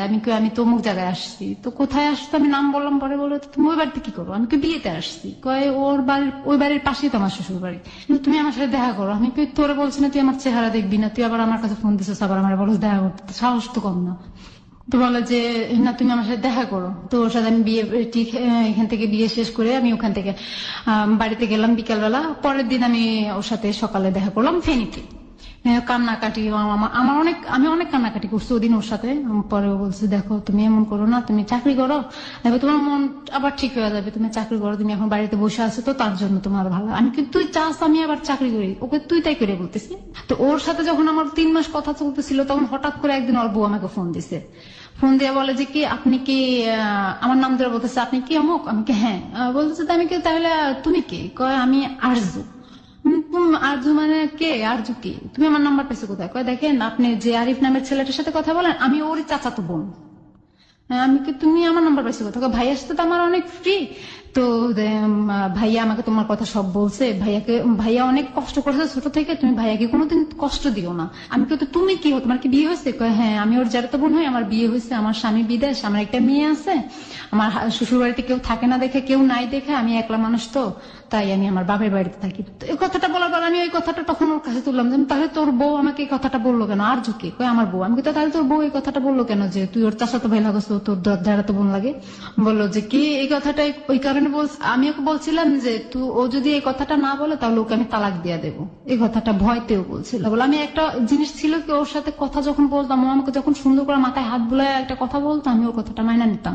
রাগ করলে হাজার রাগ করলে ওর মুখের দিকে তাকায়, আমি রাগটা আমার মানে আমি রাখতে পারতাম না। আর পরে আমি আমার আরিফের কথাটা বললাম। মা কি আরিফ সম্পর্কে জানতো আপনার? আম্মাকে সব খুলা বলছি। কপি বলেছেন এটা? ওই যে ওর সাথে যেদিন বিয়ের পরে বিয়ে মানে এটা কি যখন আপনি জেনেছেন যে আরিফ বিবাহিত তখন বলেছেন নাকি তার আগে? না তখন বলেছি, বিয়ে ওর বিয়ে হয়েছে এটা শোনার পরে বলছি। শোনার পরে আপনি কেন বলতে গেলেন? শোনার পরে আমি বলতে গেছি কারণ আমি আমার কষ্টটা মনের ভিতরে চাপায় রাখতে পারতেছি। সে কারণে আপনি মার কাছে বলে মনটা একটু হালকা হ্যাঁ চাপায় রাখতে পারলাম না, তো আমি মাকে বলেছেন আপনি বিয়ে করেছেন আরিফ? হ্যাঁ আরিফকে বিয়ে করছে। কেন বললেন? আরিফের যার একটা বউ আছে সেটা আমি বলি নাই আম্মাকে। তাহলে আপনি বিয়ে করেননি, মাকে আপনি কেন বললেন? কারণ না হলে আমি যে 4 দিন যে চিটাগাং ছিলাম, আমার কাছে বারবার জানতে চাইছে 4 দিন মানে মার কাছে হালকা হতে গিয়ে আপনি মাকে মিথ্যা কথা বললেন? হ্যাঁ, তার 3-4 দিন পরে আমি ঢাকা চলে গেলাম। ওই 3-4 দিনের সাথে আমার যোগাযোগ ছিল। পরে আমি ঢাকা চলে যাওয়ার পরে আমি আমার মেয়ে আমার বাসায় চলে গেলাম। ওখানে যে চাকরি টাকরি করতেছি, আলাদা রুম নিলাম, আলাদা রান্না বাড়া করে খাইতেছি। এখন আর মেজে মামার বাসায় খাই না, তা আলাদা রান্না বাড়া খাইতেছি। ও কি করছে, ও আমার বললো যে আমি আমার শ্বশুরে বলছি আমি বিদেশ যাবো, আমার শ্বশুর আমাকে অনেকগুলো টাকা দিবে। আমি তো কি করবো তারপরে টাকা নিয়ে, টাকা নিয়ে আমি তোমার কাছে চলে আসবো। মানে সামহাও আপনাকে ম্যানেজ করার চেষ্টা করছে, রাইট? হ্যাঁ। ওকে। পরে ও টাকা দিছে, ওর শ্বশুর ওকে 42,000 টাকা মনে হয় দিছে। ও আমাকে যেটা বলছে যে 42,000 টাকা দিছে। তো বিদেশ যাওয়ার জন্য একটা মানুষ যেভাবে প্রস্তুতি নেয় আর কি, যে বিদেশ যাওয়ার সময় বাংলাদেশ থেকে মা ভাই বোনরা অনেক কান্নাকাটি করে, ওটা করছে ওর মা বোন নাকি। পরে ওই যে বিদেশ যাওয়ার সময় ছেলেরা নাকি যেটা খাইতে বেশি ভালোবাসে সেটা দিয়ে দেয়, তো ওর সাথে ও অনেক কিছু দিয়ে দিছে, কাপড় চোপড়। তার মানে একটা বিদেশ যাওয়া যেন কোনো কিছু কিনতে না হয়, ওগুলো সব ব্যাগ 2টা ব্যাগে বইরা ও ঢাকায় একদম আমার কাছে বাসায়। মানে আলটিমেটলি আপনার কাছে এসেছে, কিন্তু সবাই জানে যে সে বিদেশ চলে গেছে। ওর বউ পরে সবাই জানে ও বিদেশ চলে গেছে। তো আমি কি শুনো যেটা তাহলে তুমি করলা কেন এটা, তোমার জন্য আমার খারাপ লাগতেছে, তোমাকে দেখে আমার খুব খারাপ লাগতেছে। তুমি যে আমাকে অনেক এখানে আসার পরে যখন ফার্স্ট তোমার সাথে দেখা হয়েছে, তুমি আমাকে গরমে বাতাস টাতাস করছো, গরমের দিন ছিল বাতাস টাতাস করছো, তো আমার তখন খারাপ লাগছে তোমাকে দেখা। অনেক ক্লান্ত ছিল, তুমি রাতে 2টা পর্যন্ত আমার সাথে গল্প করে, আবার ভোর 4টা ঘুমাইয়া 2টা বাজে ঘুমাইয়া আবার ভোর 5টা বাজে আদানের সময় উঠে আমার সাথে নাস্তা রাঁধছো, ওইটা দেখে আমার খুব খারাপ লাগছে। একটা মেয়ে কিভাবে এত ভালো হতে পারে, আর হলো গিয়া তুমি তোমার হাজবেন্ড তোমার মতো মেয়েকে কিভাবে স্যার আরেকটা মেয়ে বিয়ে করছে। আমি কই সেটা তার রুচি, ওগুলো তুলো না। পরে ওর সাথে এভাবে চলতেছে প্রায় 2 বছর, ওর সাথে এইভাবে সম্পর্ক। আমার একই ঘরে বাড়িওয়ালারাও জানতো যে ও আমার হাজবেন্ড, বাড়িওয়ালাদেরকে বলছি যে ও আমার হাজবেন্ড, আমি বাড়িতে যাই বিয়ে করছি। আলটিমেটলি আপনি তো বিয়ে করেন নাই, মানে সব জায়গায় বলে বেড়াচ্ছেন আপনি বিয়ে করেছেন। বিয়ে করছি, হ্যাঁ, কারণ না হলে তো ওর সাথে একসাথে অবিবাহিত থাকা তো সম্ভব না। অবিবাহিত। তখন আপনি কি মানে গার্মেন্টসে কাজ করতেন? ঢাকাতে গার্মেন্টসে কাজ করতেন? গাজীপুরে। ওকে। পরে একটা জাপানি ইয়াতে লিডার হিসেবে ছিলাম, কোয়ালিটির লিডার হিসেবে ছিলাম, ভালোই বেতন পাইতাম, ভালো সম্মান ছিল ওখানে আমার। ও আমি চাকরি করে ওকে খাওয়াইতেছি। তো ও বললে কি সালাউদ্দিন নামে একটা লোক ছিল, ও জাপানের দুভাষী ছিল ওই গার্মেন্টসেই। তো দুবাসী ছিল। ওই সালাউদ্দিন ভাই আবার জানতো আমি যে ওই যে বিদেশের ইন্টারভিউ দিছিলাম। সেই সময়টাতে আরিফ আপনার সঙ্গে থাকা শুরু করেছে, আপনার ওখানে থাকে। ওকে। আমার সাথে ওখানে থাকে। পরে ওই সালাউদ্দিন ভাই জানতো আমি যে বিদেশ যাওয়ার জন্য ইন্টারভিউ দিছিলাম। আমার পাসপোর্টে জমা দিয়েছি, শুধু 25,000 টাকা লাগবে, আমার হাতে টাকা নাই, সেই জন্য আমি বিদেশ যেতে পারতেছি না। তো ও সালাউদ্দিন ভাই আবার আমাকে 20,000 টাকা দিবে ওকে। বিদেশ যাওয়ার জন্য। এটা আবার আরিফ জানে যে ওই সালাউদ্দিন ভাই আমায় বিদেশের জন্য 20,000 টাকা দিবে। তো আরিফ বলছে যে কি, তুমি আরেকজনের কাছ থেকে টাকা নিয়ে তুমি বিদেশ যাবে কেন, তুমি বিদেশ যেতে পারবা না, বিদেশ ভালো মেয়েরা যায় না। মানে আপনি বিদেশ যাওয়ার জন্য ট্রাই করছেন? হ্যাঁ, গার্মেন্টস এর ভিসায় অলরেডি আমার বেতন ধরা হয়ে গেছে, 16,000 টাকা বেতন। আমার মেডিকেলও করা হয়ে গেছে, আমি মেডিকেলও টিকছি। পরে এখন এই অফিস থেকে বিদেশে যে অফিস যেখানে ইন্টারভিউ দিছিলাম, ওই অফিস থেকে বারবার আমাকে ফোন দিতেছে আমি টাকা জমা দিতেছি না কেন ব্যাংকে। একটা ব্যাংকে টাকা জমা দেওয়া লাগতো, তো টাকা জমা দিতেছি না কেন। আমার বান্ধবী সব টাকা জমা দিয়ে দিচ্ছে, রানী সব টাকা জমা দিয়ে দিচ্ছে, আমি জমা দিতে পারতেছি না। এখন আর বলতেছে আমার বিদেশ যাওয়া লাগবে না। আমি না, বিদেশ যাইলে তো আমার ভালো হবে, তুমি বাংলাদেশে থাকলা আর আমি বিদেশ থাকলাম, তো বেশি করে টাকা পাঠালে তুমিও বিদেশ চলে গেলা, ব্যাস দুজন ওখানে সেটেল হয়ে গেলাম। ওকে। আমার এটাই ছিল পরিকল্পনা। তো ও বলছে কি, তো আমার বউ, আমি কি শোনো, তুমি একটা কথা চিন্তা করো সবসময়, যেহেতু আমি যাই না ফেলাইছি, তোমার বউ আছে, তাহলে তুমি একটা কাজ করো, তুমি তোমার বউ কাছে যাইতে পারবে না। কেন? আমি কেন, তুমি তোমার বউ কাছে, তুমি যেহেতু বলছো এটা তোমার জোর জবরদস্তি বিয়ে, তোমার মতে না বিয়ে, তাহলে তুমি ওখানে যাও না, একটা কাজ করো, তুমি টাকা পয়সা দিও ওদেরকে ওখানে, আমি চাকরি করে যা বেতন পাবো তার অর্ধেক দিয়ে ঘর ভাড়া চালাবো, আর তোমার খাবো, আর তুমি যা করবা তার বেতন পুরাটাই তুমি আমার বাড়িতে পাঠিয়ে দিও, তোমার টাকা আমার সংসারে, আমার ফ্যামিলি, আমার সংসারের দরকার নাই, আমার সংসার আমার টাকা হইলে এনাফ। মানে আপনি চাচ্ছেন যে ও পার্মানেন্টলি আপনার সঙ্গে থেকে যায়? হ্যাঁ। সেটা কি বিয়ে করে নাকি বিয়ে ছাড়াই? বিয়ে করে। বিয়ে করে। হ্যাঁ। তারপরে কি বললো আরিফ? পরে আরিফ বললো আচ্ছা ঠিক আছে।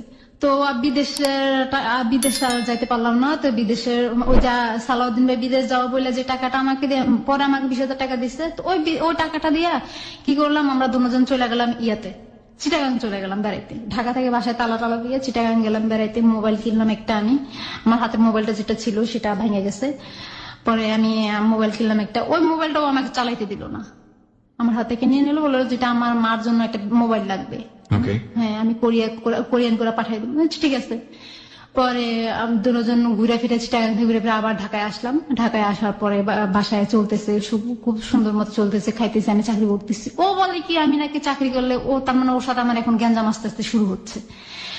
আজকে ঝগড়া করতেছে, কালকে আমার মারতেছে, পরশুদিন ঝগড়া করতেছে, এরকম প্রতিদিন আমার সাথে ঝগড়া, প্রতিদিন আমাকে ঝগড়া করে আমার সাথে মারে, প্রতিদিন আমাকে মারে, অনেক মারে।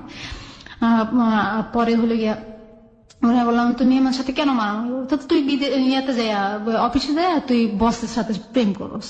মানে আপনার এখানে থেকে আপনাকে গায়ে হাত তুলছে কন্টিনিউয়াসলি? হ্যাঁ, কন্টিনিউয়াসলি আমার গায়ে হাত তুলতেছে, আর বলতেছে আমি নাকি ইয়াতে চাকরি করলে বসদের সাথে খালি প্রেম করি। আমি কি বসদের তো কোনো কাম নাই আমার সাথে, আমি কি এত বিশ্ব সুন্দরী যে আমার সাথে প্রেম করবে? কয় না প্রেম করে, আমি জানি। আমি কই তুমি আন্দাজ কিসের জন্য, তার মানে আমার সাথে ঝগড়া করার জন্য এগুলো করতেছো? তো তুমি যে তোমার বউর সাথে বাড়িতে কথা বলো তার জন্য কি তুমি কিছু বলি নাকি? আমি আমার বউর সাথে কথা বলবো না তো কার সাথে কথা বলবো? আমি তো তা ভালো কথা, বউর সাথে কথা বলবো, তো আমার সাথে সম্পর্ক করছিল কেন? কয় তুই তাহলে আমার সাথে সম্পর্ক রেখে আরেক ছেলেদের সাথে কথা বলছিস কেন? আমি কই কথা বলছি, আমি তো ডিউটি করতেছি, আমি অফিসিয়াল কাজের জন্য বসদের সাথে কথা বলতেছি, যেহেতু আমি লিডার হিসাবে আমার একটা দায়িত্ব আছে। পরে বলে যে কি না তুই চাকরি করতে পারবি না। তো আমার ওর চাপে আমি চাকরিটা ছেড়ে দিলাম। তো বিদেশে যাওয়ার জন্য শ্বশুর কাছ থেকে যে 42, আপনি চাকরি ছেড়ে দিলেন? চাকরি ছেড়ে দিচ্ছি। তাহলে আপনি খাবেন কি, আপনি করবেন কি? তো এখন ও বলতেছে তুই চাকরি করা লাগবে না, আমি তোকে খাওয়াবো। আচ্ছা ঠিক আছে, ভালো কথা, ঘরে বসে যদি আমার 5টা পাই আমি, তাহলে আমার সমস্যা কোথায়? পরে ও কি করছে, ওই 42,000 টাকা ওর শ্বশুরের কাছ থেকে আনছে, আমি জানতাম না, পরে শুনছি। তো ও ঘরে ব্যাগ থেকে টাকা বের করে আর বাজার করে, প্রতিদিন বাজার করে, প্রতিদিন মার্কেটে যায় একটা গেঞ্জি কিনে, আবার যখন দোকানে বাজারে যায় তখন আধা ঘন্টা ধরে ওর মোবাইল ওয়েটিং থাকে। তো ও যখন বাজারে যায় তখন আমি আমার ফোন দিয়ে মোবাইল ট্রাই করি, আধা ঘন্টা পর্যন্ত মোবাইল ওয়েটিং, 2 বেলা, সকালবেলা বিকালবেলা 2 বেলা। পরে আমি আমার মাথার টেনশন গুলো, 2 বেলা কার সাথে এতক্ষণ কথা বলে, এতক্ষণ তো বাড়িতে কথা বলবে না, 2 বেলা। আর ওর বউর সাথে কথা বলে 2-3 দিনে একবার কথা বলে, তাহলে তো এতক্ষণ কার সাথে বলো? আমার মাথার ভিতরে একটা টেনশন ঢুকে গেছে। পরে আমি ও বাসায় আসার পরে একদিন রাতে 3টা বাজে টিভি কিনে আনছে, বাসায় আসে টিভি কিনে খেলা দেখতেছে। তো আমি ঘুমিয়ে পড়ছি, হঠাৎ করে ঘুমার থেকে চোখ ছুটে গিয়ে দেখি যে আমার পাশে নাই। আমি বলছি, Okay. ও পাশে নাই, ও আমার পাশে নাই, বাসার বারান্দায় দাঁড়ায় দাঁড়ায় কার সাথে জানি মোবাইলে কথা বলতেছে। তখন রাতে 3টা বাজে, 3:56 বাজে। আমি ঘড়ির টাইম দেখলাম, তখন 3:56। এত রাতে কার সাথে কথা বলে? এত রাতে তো কারোর সাথে কথা বলার কথা নয়। তো আমি আমি আবার তখন উঠে দেখলাম যে কথা বলছে, খুব আস্তে আস্তে কথা বলতে, আমি শুনি নাই কথাগুলা।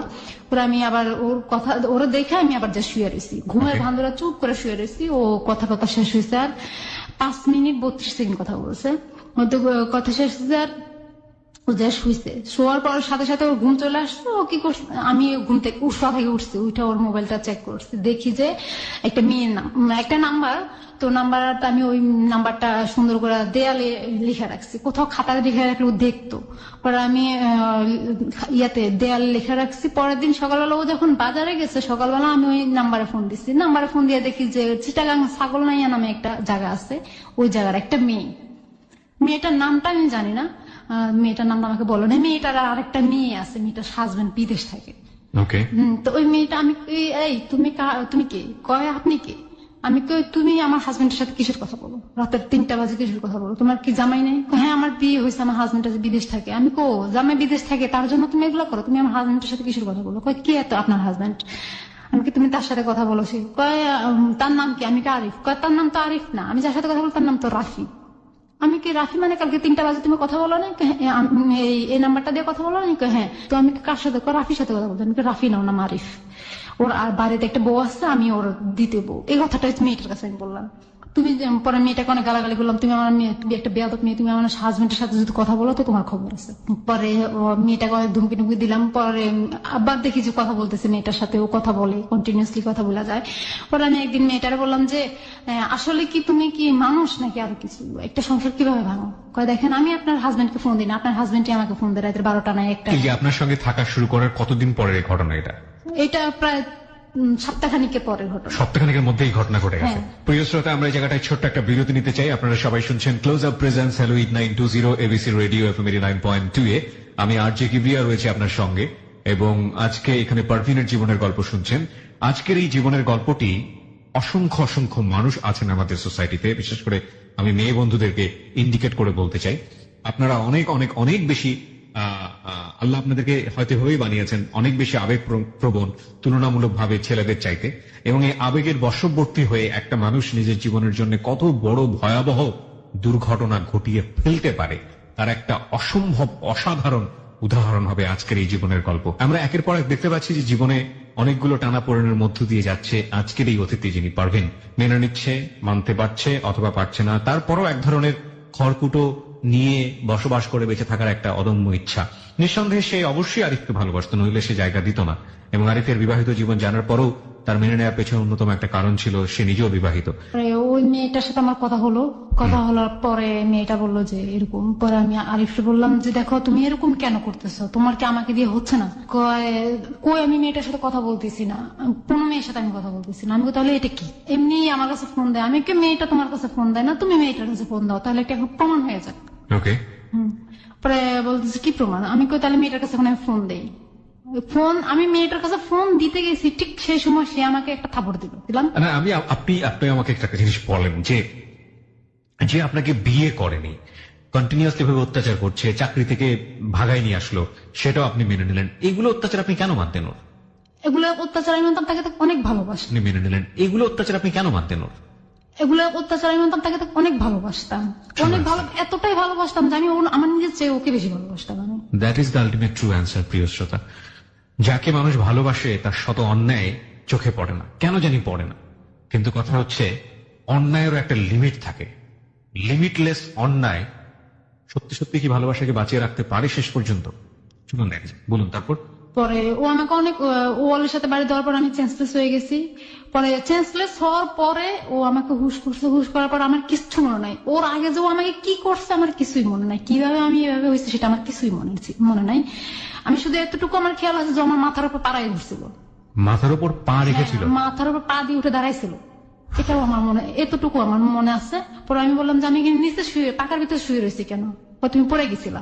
তারপরের দিন ও বাড়িতে আসছে, আমাকে বলতেছে কে? আমি একটু মোহাম্মদপুর যাবো। আমি কেন? আমার বন্ধু আসে, ওর সাথে দেখা করবো। ঠিক আছে যাও। ও মোহাম্মদপুরের কথা কয়ে ও চলে গেল বাড়িতে। ওর বাড়ির সবাইকে বলে দিল কি ক্যান্সেল হয়ে গেছে, ওর ভিসা চলে আসতো। পরে ও বাড়িতে গেল, ও বেনলি ভাই বাড়িতে গেল, বাড়িতে 4 দিন ছিল ওর বাড়িতে। আমি বলতেছি কি তুমি আসতেছো না কেন? বলে যে আমি তো এখানে আসে বন্ধু বান্ধব আসতে দেখতেছে না। পরে আসার পরে আসতে আসতে রাতের 12টা বাজে গেছে। এর মধ্যে রোজা চলে আসলো, একটা রোজা ও থাকে না, আমাকে থাকতে দেয় নাই। পরে ও রোজার ঈদ গেল, কাপড় চোপড় নিজে কিনলো, ও আমাকে কাপড় চোপড় কিনে দিল না। ওর কাপড় চোপড় কিনা আবার ওর মেয়ের জন্য কাপড় চোপড় কিনা বাড়িতে পাঠিয়ে দিল। পরে সুন্দরভাবে ঈদ কাটলো। ঈদ কাটার পরে বলছিলাম কি তুমি এখন কি করবা? এর মধ্যে ও কি করছে, মেয়েটার সাথে সম্পর্ক না, এই মেয়েটার সম্পর্কে আপনি জানতে পেরেছেন ততক্ষণে যে মেয়েটা আসলে কোন মেয়েটা, কোথায় থাকে, কি অবস্থা, নাম কি? মেয়েটার কাছ থেকে আমি সব জানা ফেলাইছি। মেয়েটা চিটাগাং যাওয়ার সময়, ফেনী পার হয়ে চিটাগাং যাওয়ার সময় ছাগলনাইয়া নামে একটা জায়গা আছে, ওইখানে থাকে। হ্যাঁ, তো আমি বললাম মেয়েটার সাথে ওর কন্টিনিউ এখনো চলতেছে প্রেম। ওর ঝগড়া হয়ে আমি 25টা ঘুমের ট্যাবলেট একসাথে খাওয়া ফেলাই। খাওয়ার পরে আমি সেন্সলেস হয়ে পরে প্রায় 20 মিনিটের মধ্যে আমি সেন্সলেস হয়ে পড়ার পরে আমি আর কি হয়েছে জানি না। পরে আমার হসপিটাল নিয়ে গেছে, হসপিটাল নিয়ে যাইয়া আমার ওয়াশ করাইছে, ওয়াশ করে বাসায় আনছে। আমি 2 দিন পরে আমার হুশ আসছে। ও বলতেছে ঠিক আছে বাড়িতে যাই, আমি ঘুরে আসি, কয়েকদিন থেকে আসি, ফ্রি হয়ে আসি সবার সাথে। বাড়িতে গেছে, বাড়িতে যাওয়ার পরে ও আর আসতেছে না। তখন ও যখন চলে গেছে 3-4 মাস হয়ে গেছে, ও আসতেছে না। পরে আমি চাকরি করতেছি হঠাৎ করে। আপনি তো তখন চাকরি ছেড়ে দিয়েছেন, আপনার আবার কিসের অফিস? ও যে বাড়িতে যাবে 3 মাস চলে গেছে, 3-4 মাস চলে গেছে, ও আর আসতেছেই না। তখন কি মানে সেটা বুঝলাম, কিন্তু আপনি তাহলে কিসের অফিসে গেছেন? ও আমি আবার গার্মেন্টস চাকরি নিচ্ছি। ওই সময়টাতে আপনি আবার গার্মেন্টসে? হ্যাঁ, আবার গার্মেন্টস চাকরি নিচ্ছি আমি। এভাবে তো বাসা ভাড়া বাইরে গেছে, 2 মাসের বাসা ভাড়া অলরেডি জমা হয়ে গেছে। কারণ আমি বলতেছি কি ব্যাপার, এভাবে তো চলে তো আমার এখান থেকে বের করে দিবে মানুষ, বাড়িওয়ালার বের করে দিবে, আমি কোথায় থাকবো?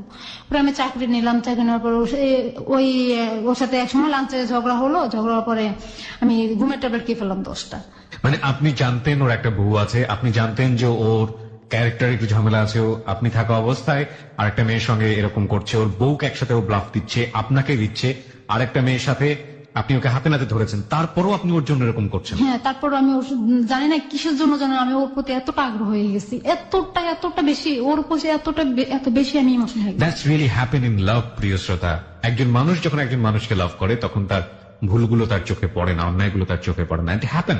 এটা শুধুমাত্র ওর জীবনে সত্য নয়, যারা শুনছেন তারা হয়তো খুব সহজেই সমালোচনায় দেখতে পারবেন, কিন্তু এটা ঠিক যে আপনি নিজেকে দেবো প্রশ্ন করে দেখেন, এবং এরকম মানুষ হয়তো আপনার চারপাশেই রয়েছে যারা ভালোবেসে একের পর এক অন্যায় এবং ভুলগুলোকে মেনে নেয়, কিন্তু সেটার একটা শেষ বোধহয় থাকে।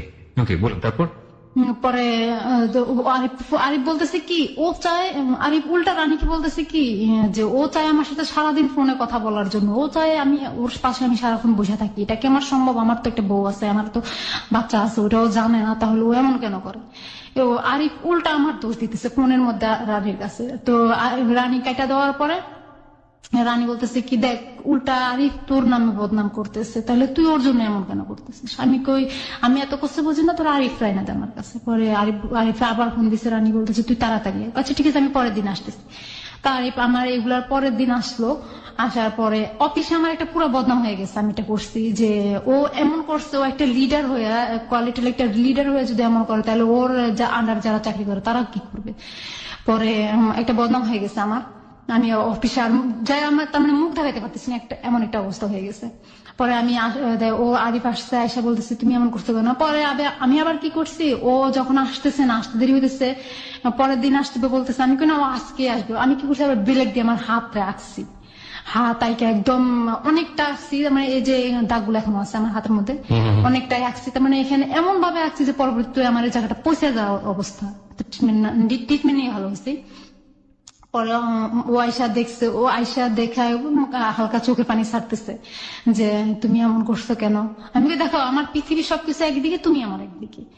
আমি সব তো ওর বউ কি এটা জানলো যে আপনি এরকম করতেছেন? ওর যে বউ ছিল না, তার কাছে কি খবর এগুলো পৌঁছাতো? না, ওর বউর কাছে খবর এগুলো পৌঁছায় নাই। ওর বউর সঙ্গে আপনি কথাও বলেনি কখনো ওই সময় পর্যন্ত? না, আর কথা বলি না। বলুন তারপর। পরে ওর বউ জানতো যে ও ঢাকা চাকরি করতেছে। চাকরি করছে? আমি ওর জিজ্ঞাসা করলাম যে আরজু কি জানে? কয় আরজু জানে আমি ঢাকা চাকরি করতেছি। বউয়ের নাম ছিল আরজু? বউর নাম ছিল আরজু। ওকে। আরজু জানে আমি ঢাকা চাকরি করতেছি। আমি পরে এক পর্যায়ে ও আমার জন্য কান্নাকাটি করে, কান্দে, চোখের পানি ছাড়ে, বলতে যে কি যে তুমি এমন করো কেন। আমি কি দেখো তুমি আমার সবকিছু, আমি সবকিছু সবার বিরুদ্ধে যে আমি তোমার কাছে, আমার আত্মীয় স্বজন কেউ চায় না আমি তোমার সাথে সম্পর্কটা রাখি, আমার আত্মীয় স্বজন সবাই আমার বিরুদ্ধে চলে গেছে, কেউ আমাকে দেখতে পারে না এখন, আর শুধু তোমার সাথে সম্পর্ক করছি বলে। আমার মাও আমার সাথে এবার আয়সা দেখে গেল, যা দেখে গেল আমার মা, তা দেখে আমার মা অনেক কষ্ট পাইছে। আমি তোমার জন্য এগুলো করছি, আমার মা দেখে গেছে আমি একটা পাগলের মতো হয়ে গেছিলাম, তাহলে তুমি আমাকে ছাড়া কেন যাও।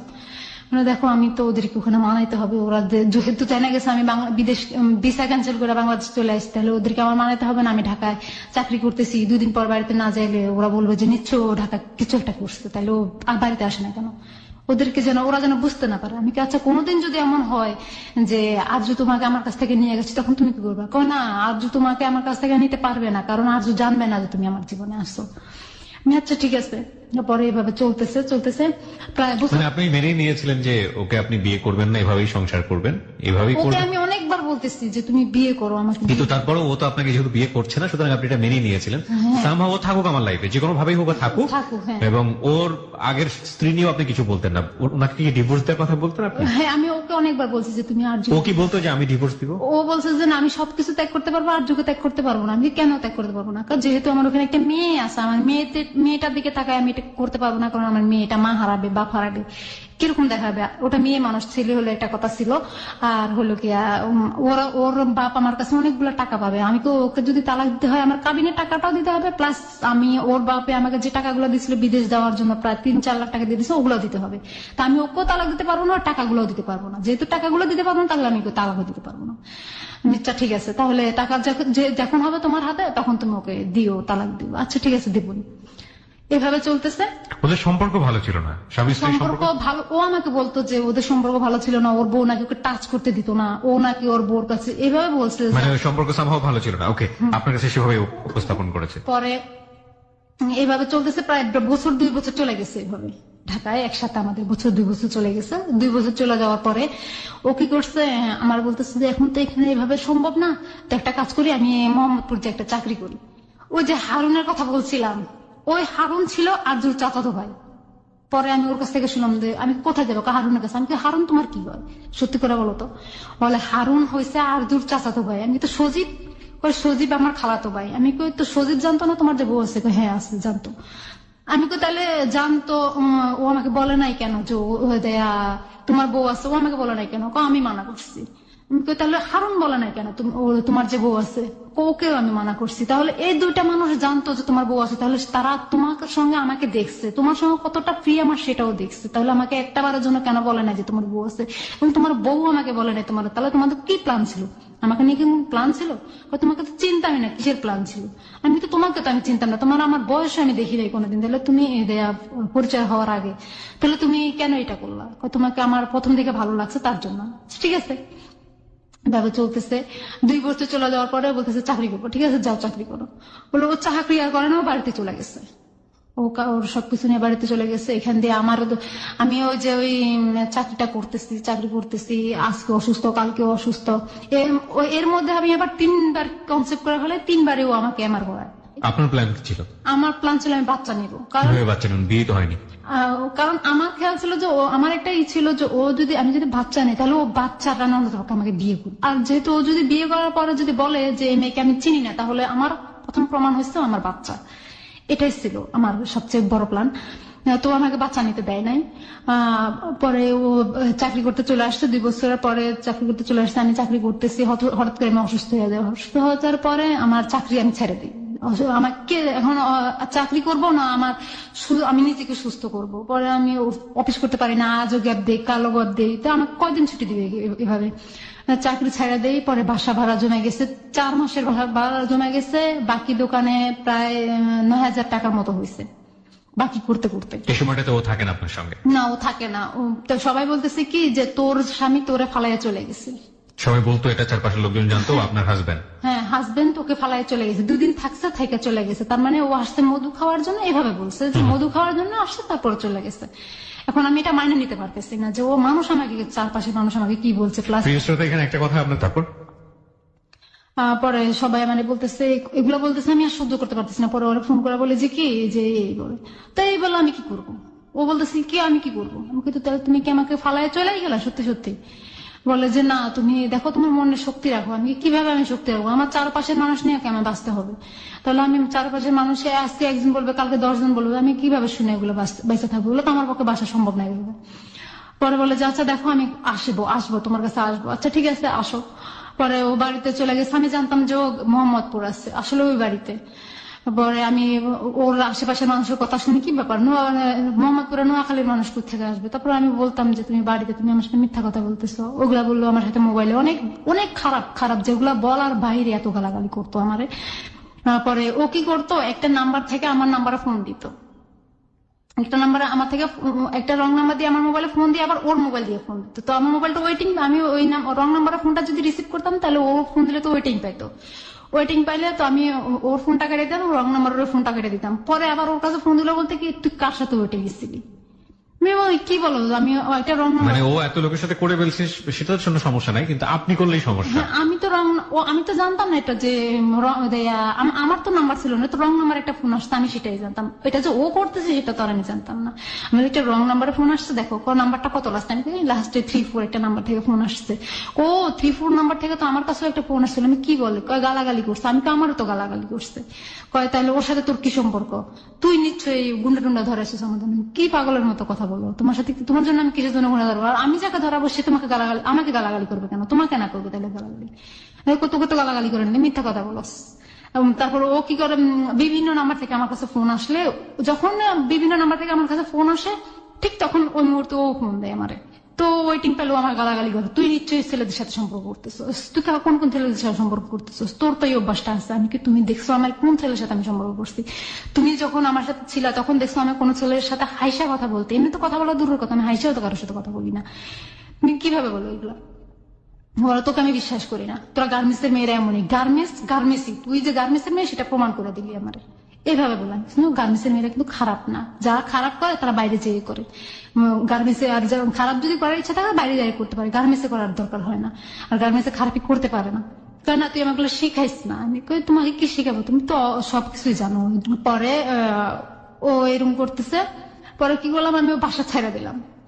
বাসা ভাড়া দেওয়া হয় নাই, কিন্তু 8,000 টাকা বাসা ভাড়া, ওখানে 9,000 টাকা বাকি ভাড়া। আমি কি করলাম, বাসায় মাল জিনিস সব রাইখা, ওর ব্যাগে যে কাপড় চোপড় ছিল, ওর কাপড় এক ব্যাগ কাপড় চোপড় আমার ঘরে ছিল, আর কিছু কাপড় চোপড় নিয়ে চলে গেছে। ওর ব্যাগের কাপড় চোপড়, আমার ব্যাগের যা যা দরকারি লাগে আমি ওগুলা নিয়ে রাতে ফজরের আজান দিছে তখন ওখান থেকে বের হয়ে গেছি। তখন ওখান থেকে বের হয়ে গেছি, বাড়িওয়ালার সবাই কেউ জানে না, আমি ঘরে তালা মেরে চাবিটা ওখানে পাশে ঝুলাই দিয়ে আমি চলে গেছি। আমার ঘরে অনেক মাল জিনিস ছিল, ওগুলো সব ধুয়ে আমি চলে আসছি আমার ধানমন্ডিতে চলে আসছি আমার মামার বাসায়।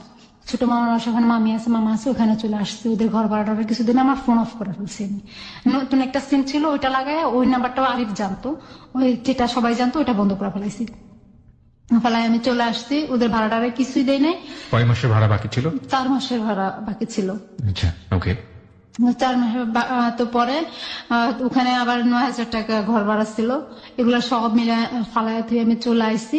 চলে আসার পরে তো ওই যখন এখান দিয়ে আবার একটু রেখে গেছি, তা ও যখন আমি এরকম জানার ভিতরে পড়ে গেছি তখন ও আমাকে ফোন করে বলতেছে কি কিডনির ব্যাপারে একটা কথা বলো। কি বলবো, দেখো কিডনি কিনবি নাকি, কার কিডনি বিক্রি করবা তুমি? যে কার কিডনি, দেখো আমারটা বিক্রি করবো। তোমার পজিটিভ কি পজিটিভ? B positive. আমি কি, দেখো তুমি পুরুষ মানুষ, তুমি কিডনি বিক্রি করো না, তোমার কাজ করে খাইতে হবে। আজকে যদি তুমি কিডনি বিক্রি করার কথা কেন বলতো? ও যে অনেক দেনা, ও অনেক ঋণ, ওর শ্বশুরের যে টাকাগুলো পাবে ওগুলা দেওয়ার জন্য। তারপরে আরেকটা লোকের কাছ থেকে ও 1,80,000 টাকা নিচ্ছে। বাবলু নামের একটা লোকের কাছ থেকে 1,80,000 টাকা নিচ্ছে, ওই যে বলতো যে ও বিদেশ পাঠাবে। ও ইয়াতে চাকরি করে, কি বিদেশ পাঠায় যে জায়গাটা, ওটার নাম তো আমি জানি না। ওখানে নাকি ভিসার ব্যবসা করে, যে দালাল যাকে বলে, বিদেশের দালাল যাকে বলে, ও নাকি ওইটার কাজ করে। আসলে মিথ্যা কথা, ওইটা পুরাটাই আমার সামনে কথাগুলো বলতো যে বাবলু ভাই আমি আপনাকে ওই বাবলুকে প্রচুর টাকা ঋণ এবং ওটা ও কিডনি বিক্রি করে পরিশোধ করতে চায়। হ্যাঁ, আচ্ছা। পরে দেয়া পরে বাবলুকে বলতে, বাবলুর কাছ থেকে 1,80,000 টাকা নিচ্ছে এভাবে করে। তো ওই বাবলুর টাকা দেওয়ার জন্য, ওর শ্বশুরের টাকা দেওয়ার জন্য, হ্যাঁ এটা আমরা বুঝতে পারছি, এটা ক্লিয়ার হয়েছে। হ্যাঁ, হ্যাঁ। তো আপনাকে বলতো কিডনি বিক্রি, তারপর হ্যাঁ, তারপরে কিডনি বিক্রি করো। তো এখন আমি বলেছি তুমি কিডনি বিক্রি করো না, একটা কাজ করো, তুমি তো পুরুষ মানুষ, তোমাকে কাজ করে খাইতে হবে। তুমি কিডনি বিক্রি করলে জীবনে কোনোদিন ভারী কোনো কাজ করতে পারবা না, আর কয়দিন পর তুমি অচল হয়ে যাবা। তোমার যদি বাচ্চা কাচ্চা হয় তাহলে তুমি ওদেরকে কিভাবে চালাবো, ওদের তো একটা ভবিষ্যৎ আছে। তাহলে এটা কাজ করি, আমি আমারটা করি। ও আমাকে শুধু এই কথাটাই বললো যে না তুমি কইরো না, এটা তুমি করলে কেমন দেখাবে, এটাই এভাবে কখনো আপনার সঙ্গে থাকতো না। ও আমার সাথে মোবাইলে বললো এগুলা। কতদিন যাবত ওর সঙ্গে সম্পর্ক নেই? ওর সাথে আমার সাথে শারীরিক সম্পর্কটা না, শারীরিক সম্পর্ক না, আমি বলছি সম্পর্ক বলতে যেটা যে আপনার সঙ্গে ওর কতদিন যাবত মানে দেখা নেই, দেখা সাক্ষাৎ নেই। প্রায় মাস দেড়েকের মতো ছিল না তখন। মাস দেড়েকের মতো ওর সংসারে গিয়ে মানে আরজুর কাছে গিয়ে সংসার করছে, এবং যার ওসিলায় আপনি বাসা নিলেন, সে বাসা ভাড়া না দিতে পেরে আপনি রাতের অন্ধকারে আপনি পালিয়ে গেলেন বাসা থেকে। তো সেই লোক আপনাকে কিডনি বিক্রির কথা বলছে, আপনি তার ধার দেনা পরিশোধ করার জন্য আপনি নিজে কিডনি বিক্রি করার কথা বলছেন। কেন বলছেন? কারণ ও আমাকে কান্নাকাটি করতেছে অনেক আমার কাছে, যে দেখো তুমি যদি ধার দেনা গুলো দেওয়া হয়ে যায়, আমি এগুলো সবকিছু ফলাই দিয়ে তুমি আর আমি কোথাও এক জায়গায় চলে যাবো, যাই চাকরি বাকরি করে, তুমি তো যখন গার্মেন্টসে চাকরি জানো, তাহলে চাকরি বাকরি করে খাবো। ও আমাকে যে মোবাইলে এত কথা বললো, এত গালাগালি দিল, সেটাও আমি আর মনে রাখতেছি না। আমি বলতেছি সে করতেই পারে, ভুল স্বাভাবিক।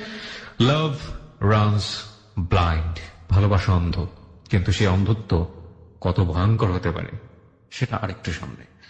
আমরা ছোট্ট একটা বিরতি নিব আরো একবার। আপনারা সবাই শুনছেন ক্লোজ আপ প্রেজেন্স হ্যালোইড 920 এবিসি রেডিও এফএম 9.2 এ। আমি আরজে কিবরিয়া রয়েছে আপনার সঙ্গে, এবং পারভিন আছে এই মুহূর্তে স্টুডিওতে। তাকে দেখার জন্য আপনারা চলে আসতে পারেন আমাদের ফেসবুক পেজ। তারপর বললো যে ঠিক আছে তুমি করো এটা। কত সালের কথা এটা মনে আছে? আজকে কত? না আমার মনে নাই, প্রায় মনে হয় 2013-তে হবে, 2013 সালের দিকের কথা। আচ্ছা, পরে ও বলতেছে যে এগুলো তুমি করবা, কিভাবে করবা, এটা তুমি কোথায় যাবা, কার কাছে যাবা, কিভাবে করবা। তার মানে এটা স্বাভাবিক। ও এতটা সিরিয়াস দিয়ে বলতেছে না আমাকে, আমি তো বুঝতে পারতেছি ও এতটা সিরিয়াস দিয়ে বলতে পারতেছে না আমাকে। তবুও আমি করতেছি যে ঠিক আছে ওর দেওয়ার জন্য আমি করবো, যেহেতু ও আমাকে নিয়ে বলতেছে সংসার করবে, পুরো বাকিটা জীবন আমাকে নিয়ে কাটাবে। তো আমি সেই অনুযায়ী একটা ডাক্তার, চৌরাস্তা একটা ডাক্তারের কাছে গেলাম। তো চৌরাস্তা ডাক্তারের কাছে গেলেন মানেটা কি? মানে আপনি তার পরের দিনই যোগাযোগ করা শুরু করে দিয়েছেন কিডনি বিক্রি করার জন্য? আপনি জানতেন কিডনি কি জিনিস? না, আমি জানতাম যে কিডনি শরীরের একটা অংশ, এবং এটা অনেক ক্রিটিক্যাল একটা জিনিস, যেটা পরে আমি ওই ডাক্তারের কাছে গেলেন। ডাক্তারের কাছে গেলাম। তো ডক্টর কি করলো যে আমাকে বললো যে তোমার ব্লাড গ্রুপ চেক করা লাগবে। আপনি কোন ডাক্তারের কাছে গিয়েছিলেন? ডাক্তারের নামটা মনে করতে পারবেন? ইভেন ডাক্তারের নাম মনে না করলেও চলবে। মানে আপনি যখন ডাক্তারের কাছে গিয়ে বললেন যে আপনি কিডনি বিক্রি করতে চান, আমি সরাসরি কিডনি বিক্রি করবো এই কথা বলি নাই। তাহলে আপনি কি বলেছেন? আমি বলছি যে আমি একটু ব্লাড টেস্ট করবো, এই কথাটা বলছি। ফার্স্ট আপনি ব্লাড টেস্ট করতে গেছেন। আচ্ছা, তারপর? আমি বলছি যে ব্লাড টেস্ট করবো। ঠিক আছে ব্লাড টেস্ট করবো, একটু বসো।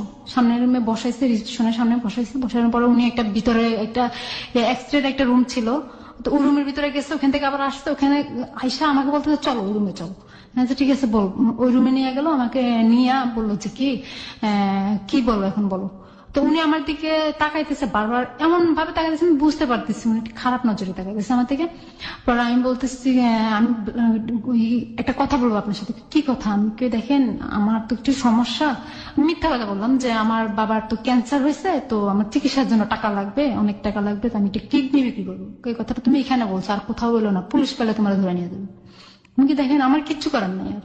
আর বলে যে তাহলে তুমি এটা ছাড়া আর কোনো কাজ, আমি আর কোনো কাজ আমার দ্বারা সম্ভব না, আমি এটাই করবো।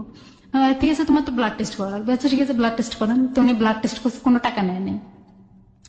বিনিময়ে উনি আমার সাথে ফিজিক্যালি রিলেশনটা করতে চাইছিল। মানে আপনাকে ডিরেক্টলি অফার করেছে? হ্যাঁ, ডিরেক্টলি অফার করেছে। পরে ডক্টর ডিরেক্টলি অফার করে যে ওনার সাথে আমি ফিজিক্যালি রিলেশন করার জন্য। আমি অসম্ভব, এটা আমার দ্বারা সম্ভব নয়। তাহলে তুমি কিভাবে কি করবো? আমি কিডনি বিক্রি করবো, তার জন্য কি আমি ফিজিক্যালি রিলেশন করবো নাকি? তো সেটা করলে আমি তো ফিজিক্যালি করার জন্য কত মানুষ করে থাকে টাকার বিনিময়ে, সেটাই করি আমি, সেটাই করতাম। তাহলে আমি কেন এখানে আপনার সাথে এটা করবো? পরে বলে যে আচ্ছা ঠিক আছে তুমি ব্লাডটা টেস্ট করো। তো ব্লাড টেস্ট করে উনি আমার টাকা নেয় ব্লাড টেস্ট করার সময়। তো আমি ওটা কি করছি, ব্লাড টেস্ট করে বিকালে তুমি রিপোর্টটা নিয়ে যাবে। পরে আমি চলে আসছি, বাসায় চলে আসার পরে আরিফের সাথে আমার কথা হলো। আমি বললাম যে আমি ব্লাড টেস্ট করাইছি। তো ঠিক আছে, ভালো করছে, ব্লাড টেস্ট করা হয়েছে, এখন তাহলে কি করবা? আমি কি দেখি কি করবো। তো আমি, আমার হাতে টাকা ছিল না, আমি বললাম আমার হাতে তো টাকা নাই, তাহলে এখন আমি কি করবো? যে তুমি ইয়েতে যাও, ওই যে সরদি হসপিটালে যাও। আমি ওখানে কি করতে যাবো? আমি কয় ওখানে কিডনি হসপিটালে যাও। আমি ওখানে যে তো বিজ্ঞাপন দিতে হবে। আমি আমার দ্বারা সম্ভব না, আমি বিজ্ঞাপন কিভাবে দেবো? মানে এটা আপনাকে আরিফ বলে দিচ্ছে এবং আপনাকে যা বলছে আপনি সেই কাজগুলোই করছেন। হ্যাঁ, সেগুলাই করতেছি। কেন করছেন? কারণ তাকে অনেক ভালোবাসি, তার ঋণের জন্য।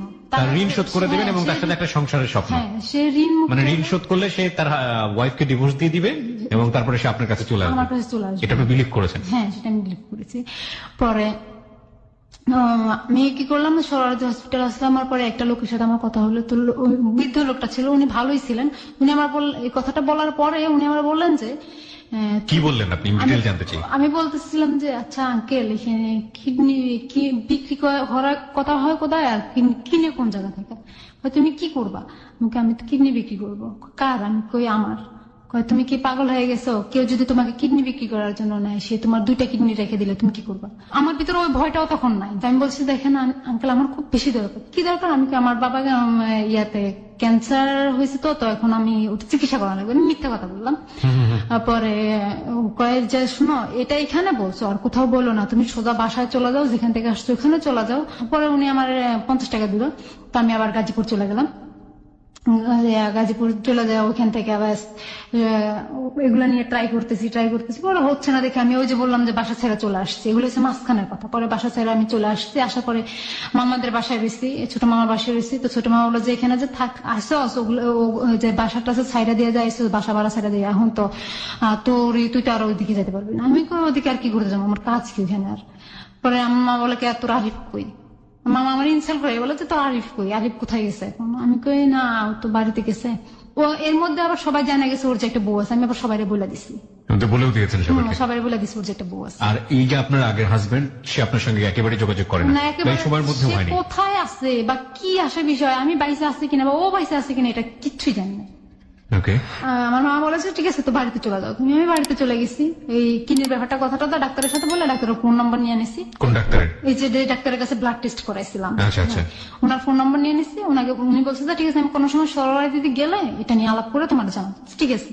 আমি ওনার ফোন নম্বর নিয়ে আমি বাড়িতে চলে গেছি। এখন আরিফের সাথে আমার দেখা করতে হবে। আর আরিফের সাথে আমি দেখা করবো, ওকে না দেখলে আমার ভালো লাগতেছে না। পরে আমি ওর সাথে দেখা করবো, আমার হাতে টাকা নাই। এখন না ওই যে আরিফ রাসেলের ওই বিচারটা নিয়ে, তো চেয়ারম্যানের বোর্ড অফিস, গ্রামের বাড়িতে যেটা বলে উপজেলা অফিস, তো উপজেলা অফিসের সচিব ছিল কি, যে উনি বিচার টিচারি করে চেয়ারম্যানের কাছে নিয়ে দেয়, বিচারের ডেট ফাইনাল করে আর কি উনি। তো ওনার কাছে গেলাম, উনি আমাকে দেখে উনি আমাকে খারাপ প্রস্তাব দিল। কিসের বিচার আপনার? কার সঙ্গে? আর রাসেলের সাথে আমার তালাকের বিচারটা। ও আমাকে ডিভোর্সনামা তখন পাঠিয়ে দিচ্ছে। আমি বাড়িতে যখন গেছি তখন আমার ডিভোর্সনামা পাঠিয়েছে। আচ্ছা আচ্ছা। আমি চাইতেছি আমার কাবিনের টাকাটা দিয়ে। কাবিনের টাকাটা আপনাকে দিয়ে দেখ, মানে আপনার দেনমোহরটা দিয়ে দেখ? হ্যাঁ, কাবিনের দিয়ে দেখ। কত টাকা ছিল দেনমোহর? দেনমোহর ছিল হলে 2.5 লাখ টাকা। 2.5 লাখ টাকা। সেটার জন্য আপনি মানুষের কাছে যাচ্ছেন বিচারের জন্য? আপনি থানা পুলিশে যাননি? না, থানা পুলিশে জানে। ওরা আমি যে এলাকার যে মেম্বার ছিল আমার, সেই মেম্বারের কাছে গেছি বিচার চাওয়ার জন্য। উনি আমার কাকা হয়, কাকা রাখি বড় গলায়। উনি আমাকে বললো যে আমি যা বলবো তা শুনতে হবে, তাহলে আমি তোমাকে তাহলে বিচারে জিতাই দেবো। আমি কি শুনতে হবে আমাকে? আমার বললো যে তুমি আমার ফার্মেসি ছিল ওনার, ওখানে আসবা, সন্ধ্যার সময় আসবে। আমি কেন যাবো ওখানে? বলে তোমাকে চাকরি দেবো। আম্মা বলছে যে যাবি। আমি কই না, ওনার তো মতলব খারাপ, তুমি তাহলে সন্ধ্যার সময় আমাকে যেতে বললো কেন? আমি বুঝে গেলাম যে ওনার মতলব উনি সন্ধ্যার সময় যাওয়ার, মানে চাকরি দিতে হলে সন্ধ্যার সময়, দিনের বেলায় কি হয়েছে। পরে উনি আমাকে সন্ধ্যার সময় যেতে বললো, আমি দিলাম না। পরে আমাকে মোবাইলে বললো যে আমি যা বলবো তা করতে। আমি কি করবো কাকা? আপনার সাথে আমি কি করবো? আপনি তো আমার কাকা, এক গলা যাকে আমি কাকা বলি, বড় ডাক, বড় বাপের চেয়েও ভালো করে আপনাকে সম্মান করি, শ্রদ্ধা করি। আপনি কি যেটা বলবেন সেটা কি শুনতে হবে আমাকে বলেন? তুমি আমার সাথে, আমাকে সময় দিতে হবে। কি সময় দেবো আমাকে? উনি আমাকে ফিজিক্যালি রিলেশন করার জন্য অফার করলো। এগুলো আমি রেকর্ডিং করে ফেললাম কথাগুলো। ওগুলা করার পর আমি আম্মাকে শোনালাম, আম্মা দেখেন আপনি কাকা মেম্বাররা বিশেষ করে মেম্বারে এই কাজটা করতেছে। পরে হলো এখন কিডনির ব্যাপারটা হচ্ছে, এখন আরিফ বলতেছে, আরিফ ঢাকা চলে গেছে। আরিফ বাড়ি থেকে ঢাকা চলে গেছে, মোহাম্মদপুর। ঢাকা চলে আসার পরে ও বলতেছে কি কিডনির ব্যাপারে একটা ট্রাই করতেছে। ও আমার গ্রুপটা জানছে, যায় না, ও ট্রাই করতেছে, বিভিন্ন হসপিটালে যেতেছে, ট্রাই করতেছে এটা নিয়ে। ও নিজেও ট্রাই করছে? হ্যাঁ, ও নিজেও ট্রাই করতেছে। তো আমার বললো যে কি একটা কাজ করো, ঢাকায় আসো তুমি। আমি বাড়ি থেকে ঢাকা আসলাম। আসার পরে ওই যে ও কি করলো, আমারে নিয়ে বসে বসে কিছু লিখলো, আমার গ্রুপ দিয়া আর আমার ফোন নম্বর দিয়া এই যে একটা লিখলো, ও কয়েকটা পোস্টার লিখলো, আচ্ছা। হ্যাঁ অনেকগুলো হাতে লেখা পোস্টার লিখলো, এখানে একটা ঘাম কিনলো, কেনার পরে ও সরারদি কিডনি হসপিটালের অনেকগুলো লাগাইলাম। তো পোস্টারগুলো লাগালো? হ্যাঁ, ও নিজে হাতে লাগালো? ও লাগাইছে, আমিও লাগাইছি। আপনিও লাগালেন? হ্যাঁ, দুজনই লাগাইছি। ওকে। পোস্টারে কি ছিল ভাষা? কিডনি বিক্রি করতে চাই, কিছু টাকার বিনিময়ে ফোন নম্বর এত এত, রক্তের গ্রুপ এটা। ও মোহাম্মদপুর ওর বাসায় চলে গেছে, ওই যে বন্ধু বান্ধবের সাথে যে মেসে থাকে ওখানে চলে গেছে। আমার তো থাকার আর কোনো জায়গা নেই। স্টেশনে গেলাম, তো 10:30টার দিকে আমার কাছে একটা কল আসলো। এটা কল জিহাদ নামে একটা ছেলে একটা কল করছে। কল করে বলে যে কি আপনি কি, আমার নাম ধরে বলো আপনি কি অমুক, আমি কি হ্যাঁ আমি। বলে যে আপনি কি কিডনি বিক্রি করতে চান? আমি কি হ্যাঁ। কেন? আপনার তো এটা ফোন নম্বর আপনার। আমি কি হ্যাঁ এটা আমার। কেন কি হয়েছে? আপনি আমার বলো আপনি কোথায় থাকেন? আমি মিথ্যা কথা বললাম, আমি মোহাম্মদপুর থাকি। কি হয়েছে? আমার ভাইয়ের তো কিডনি 2টা ড্যামেজ হয়ে গেছে, তো রক্ত লাগবে কালকে। আমার যে সময় ফোন করছে বলতেছে কালকে ওর ডায়ালিসিস দিতে হবে, তো ডায়ালিসিসের জন্য কিছু রক্ত লাগবে। পরে আমি কি বললাম, আমি কিছু ঠিক আছে, আমি কালকে সকাল 10টার দিকে আসতেছি। কোথায় আসতে হবে? শ্যামলী ইয়াতে আলমার কাজুল হসপিটালের পিছনে একটা ইয়ে আছে, কিডনি হসপিটাল, ওটাতে আসেন। তো ওখানে গেছি, আমি আসতে আইসা তারপর আরিফের খবর দিচ্ছি। আমি বলছি তুমি একটু দাঁড়াও, তুমি যে আমার সাথে আসছো, তুমি ও ছেলেটা যেন এটা বুঝতে না পারে, তুমি আমার পিছনে থাকবা। ও কোথায় নিয়ে যায় আমাকে সেটা দেখলাম। ঠিক আছে। তো জিহাদ আসাদ গেট আসলো, আইসা আমি কই জিহাদ বললাম, আমি জিহাদ ভাই আপনি একটু আসাদ গেট আসেন, আইসা আমাকে করে নিয়ে যান, আমি তো ওদিকে যেতে পারতাম না, চিনি না দিদি। আচ্ছা ঠিক আছে। জিহাদ ভাই আসলো, আইসা আমাকে বাসে উঠলাম। আমরা যে বাসে উঠছি তার অনেকটা পিছনে আরিফ উঠছে, ওই বাসে অনেকটা সিট পরে উঠছে পিছনে। উঠা শ্যামলে নামলাম, নেওয়ার পরে ও হসপিটালে গেলাম। যাওয়ার পরে ওরা আমার সবকিছু টেস্ট করলো, ব্লাড টেস্ট করলো, আমার ব্লাড কোনো ভাইরাস আছে কিনা, কোনো সমস্যা আছে কিনা সব টেস্ট করে ওকে করলো। ও করে 1 ব্যাগ রক্ত দিতে হবে। তো আমি যে জিহাদের সাথে কথা বলতেছি, একদম কাছাকাছি যে কথা বলতেছি, তো ওটা আরিফ সহ্য করতে পারতেছে না। ও বললো আর কি আমাকে যে আমি সহ্য করতে পারতেছিলাম না, তাই চলে আসছি। ও হসপিটাল থেকে বাইরে বাসায় চলে আসছে, মোহাম্মদপুর চলে আসছে। 1 ব্যাগ ব্লাড দেওয়ার পরে আমি ওটা দাঁড়াতে পারতেছিলাম, আমার মাথা ঘুরাচ্ছিল। পরে জিহাদ আমাকে ধরলো, ধরে বললো, জিহাদ বললো যে চলেন বাসায় দিয়ে আসে। আপনার রক্তের গ্রুপ যেন কি? ও নেগেটিভ। ও নেগেটিভ, হ্যাঁ। আমার বললো যে কি হ্যাঁ আপনাকে বাসায় দিয়ে আসি। তা আমার তো মোহাম্মদপুর কোনো বাসা নেই, আমি তোকে মিথ্যা কথা বলছিলাম। আমি ঠিক আছে, আপনি আমাকে আসাদ গেট নামায় দিলেই হবে। তারপরে ও বাসে করে আমাকে আসাদ গেট নামায় দিয়ে আমাকে 2000 টাকা হাতের মধ্যে দিল। তো আমি রিক্সায় করে মোহাম্মদপুর পর্যন্ত গেছি। যাওয়ার পরে আমি আরিফকে ডাকলাম যে দেখো 2000 টাকা দিয়েছে। তো আরিফ বললো ঠিক আছে চলো আমরা হোস্টেলে যাই। তো হোস্টেলে একটা রুম নিল, ফার্মের একটা হোস্টেল আছে, ওখানে একটা রুম নিল। ও দেখলাম কি যখন ও রুমে গেছি আর তখন দেখলাম পরের দিন সকালবেলা ও একটা মেয়ের সাথে কথা বলতেছে। তো ওই মেয়েটা তো যেদিন রাইতে গেছি ওদিনই 12টার সময় ফোন দিছে, আর আমি হ্যালো করছি, আর মেয়েটা কেটে দিছে। ও ছিল তখন বাথরুমে। তখন আমি চুপ করে বসেছিলাম। তো যখন কলটা আসছে আমি নাম্বারটা মুখস্থ করে ফেলাইছি। কি করছি, ওই মেয়েটার ফোন দিছে। আমি মেয়েটার বললাম যে তুমি কে? আমার নাম বিথি। তুমি কার সাথে কথা বলো? বলে রাফির সাথে কথা বলো। আমি কে রাফি? কয়ে যে এই নাম্বারটা দেখো। আমি ওর নাম তো রাফি না, ওর নাম তো আরিফ, ও আমার হাজব্যান্ড, ওর আরো একটা বউ আছে। কি বলেন? আমি বললাম যে ওর সাথে কিছুদিন কথা বললো। মানে অনেকদিনে পড়েছে, ওর সাথে কোনো প্রেম সম্পর্ক না। আমি তো একটা প্রেম সম্পর্ক না হলে তুমি কিছুদিন ওর সাথে কথা বলতেছো? আমি কি তোমার কি বিয়ে হয়েছে? আমার বিয়ে হয়েছে। আমি তাহলে ওর সাথে কথা বলার দরকার না, আমার হাজব্যান্ড। মিথ্যা কথা বলেন কেন? আমি কি মিথ্যা কথা বলতেছি না, ও আমার হাজব্যান্ড। পরে আমি ওর সাথে ফোন কাটা দেওয়ার পরই মেয়েটা ওর কাছে ফোন দিচ্ছে, আরিফের কাছে ফোন দিচ্ছে। আরিফ বাইরে থাকতে থাকতে আরিফের কাছে ফোন দিচ্ছে, যে বলে তোমার বউ আমার কাছে ফোন দিচ্ছে, তুমি নাকি বিয়ে করছো। এগুলা ও আবার বাইরে থেকে নাস্তা নিয়ে আইসা ও আবার আমাকে এগুলো বলতেছে। ও আমার এগুলো বলতেছে, আমার বইলে অনেক আসছে ওদিনই। আমি ব্লাড, আমি ওকে পা ধরে বলতেছে তুমি আমাকে আর মারো না, আমি মরে যাবো, কারণ আমি কালকে ব্লাড দিছি, আমার শরীরের কিচ্ছু নেই। দেখো আমি ওটা দাঁড়াইতেও পারতেছি না, আমার খুব কষ্ট হচ্ছে, তুমি কেন আমাকে মারতেছো এরকম? আমি অনেক কান্নাকাটি করতেছি ওর পা ধরে, তুমি আমাকে আর মারো না, আমি মরে যাবো। তো আমি বলছি যে ঠিক আছে, আমি নোয়াখালী চলে যেতেছি। তো আমি নোয়াখালী চলে আসতে আর ওই যে জিহাদ আমাকে ফোন দিছে, জিহাদের সাথে কন্টিনিউ আমার চলতেছে। ওইখান থেকে আরিফ আমাকে ফোন দিতেছে, দেখো ওদের কিডনির ব্যাপারটা কথা বলো না, ওরা কি বলতেছে বলো না। আমি আচ্ছা ঠিক আছে দেখতেছি। আমি ওখান থেকে জিহাদ আবার আমার পছন্দ করছে, ওটা আবার জিহাদ আমাকে ফোনের ভিতরে জানাইতেছে। ওই জিহাদের বাবা আবার ওদের এলাকার সিরাজগঞ্জে ওদের বাড়ি, তো উনি আবার ওই এলাকার চেয়ারম্যান, বর্তমান চেয়ারম্যান, উনি এখনো চেয়ারম্যান আছেন। তো ওই চেয়ারম্যান তো উনি ঢাকায় আসছে, আসার পরে জিহাদ আবার ঢাকায় পড়াশোনা করে। তো ঢাকায় আসছে, ছেলের বাসায় আসছে, ওই চেয়ারম্যান আসার পরে আমার খবর দিছে। আমি আবার আরিফে ফোন দিছি, আমি কই তুমি আমার টাকা দাও, 100 টাকা দাও, আমার ঢাকা যাইতে হবে। বলে যে কি তাহলে তোরে 100 টাকা দেবো, তুই তোর মারে আমার কাছে না দিয়া যা। আমি কই, তুমি এভাবে বলতেছো কেন, গালাগালি কেন করতেছো? কয় তাহলে আমি তোর 100 টাকা কোথেকে এনে দেবো, কিসের বিনিময় দেবো? আমি কই দেখো কিডনির ব্যাপারটা দিতে হবে না, তুমি এমন করো না, তুমি না দেনা মুক্ত হইতে চাইতেছো, তাহলে তুমি এমন করতেছো কেন?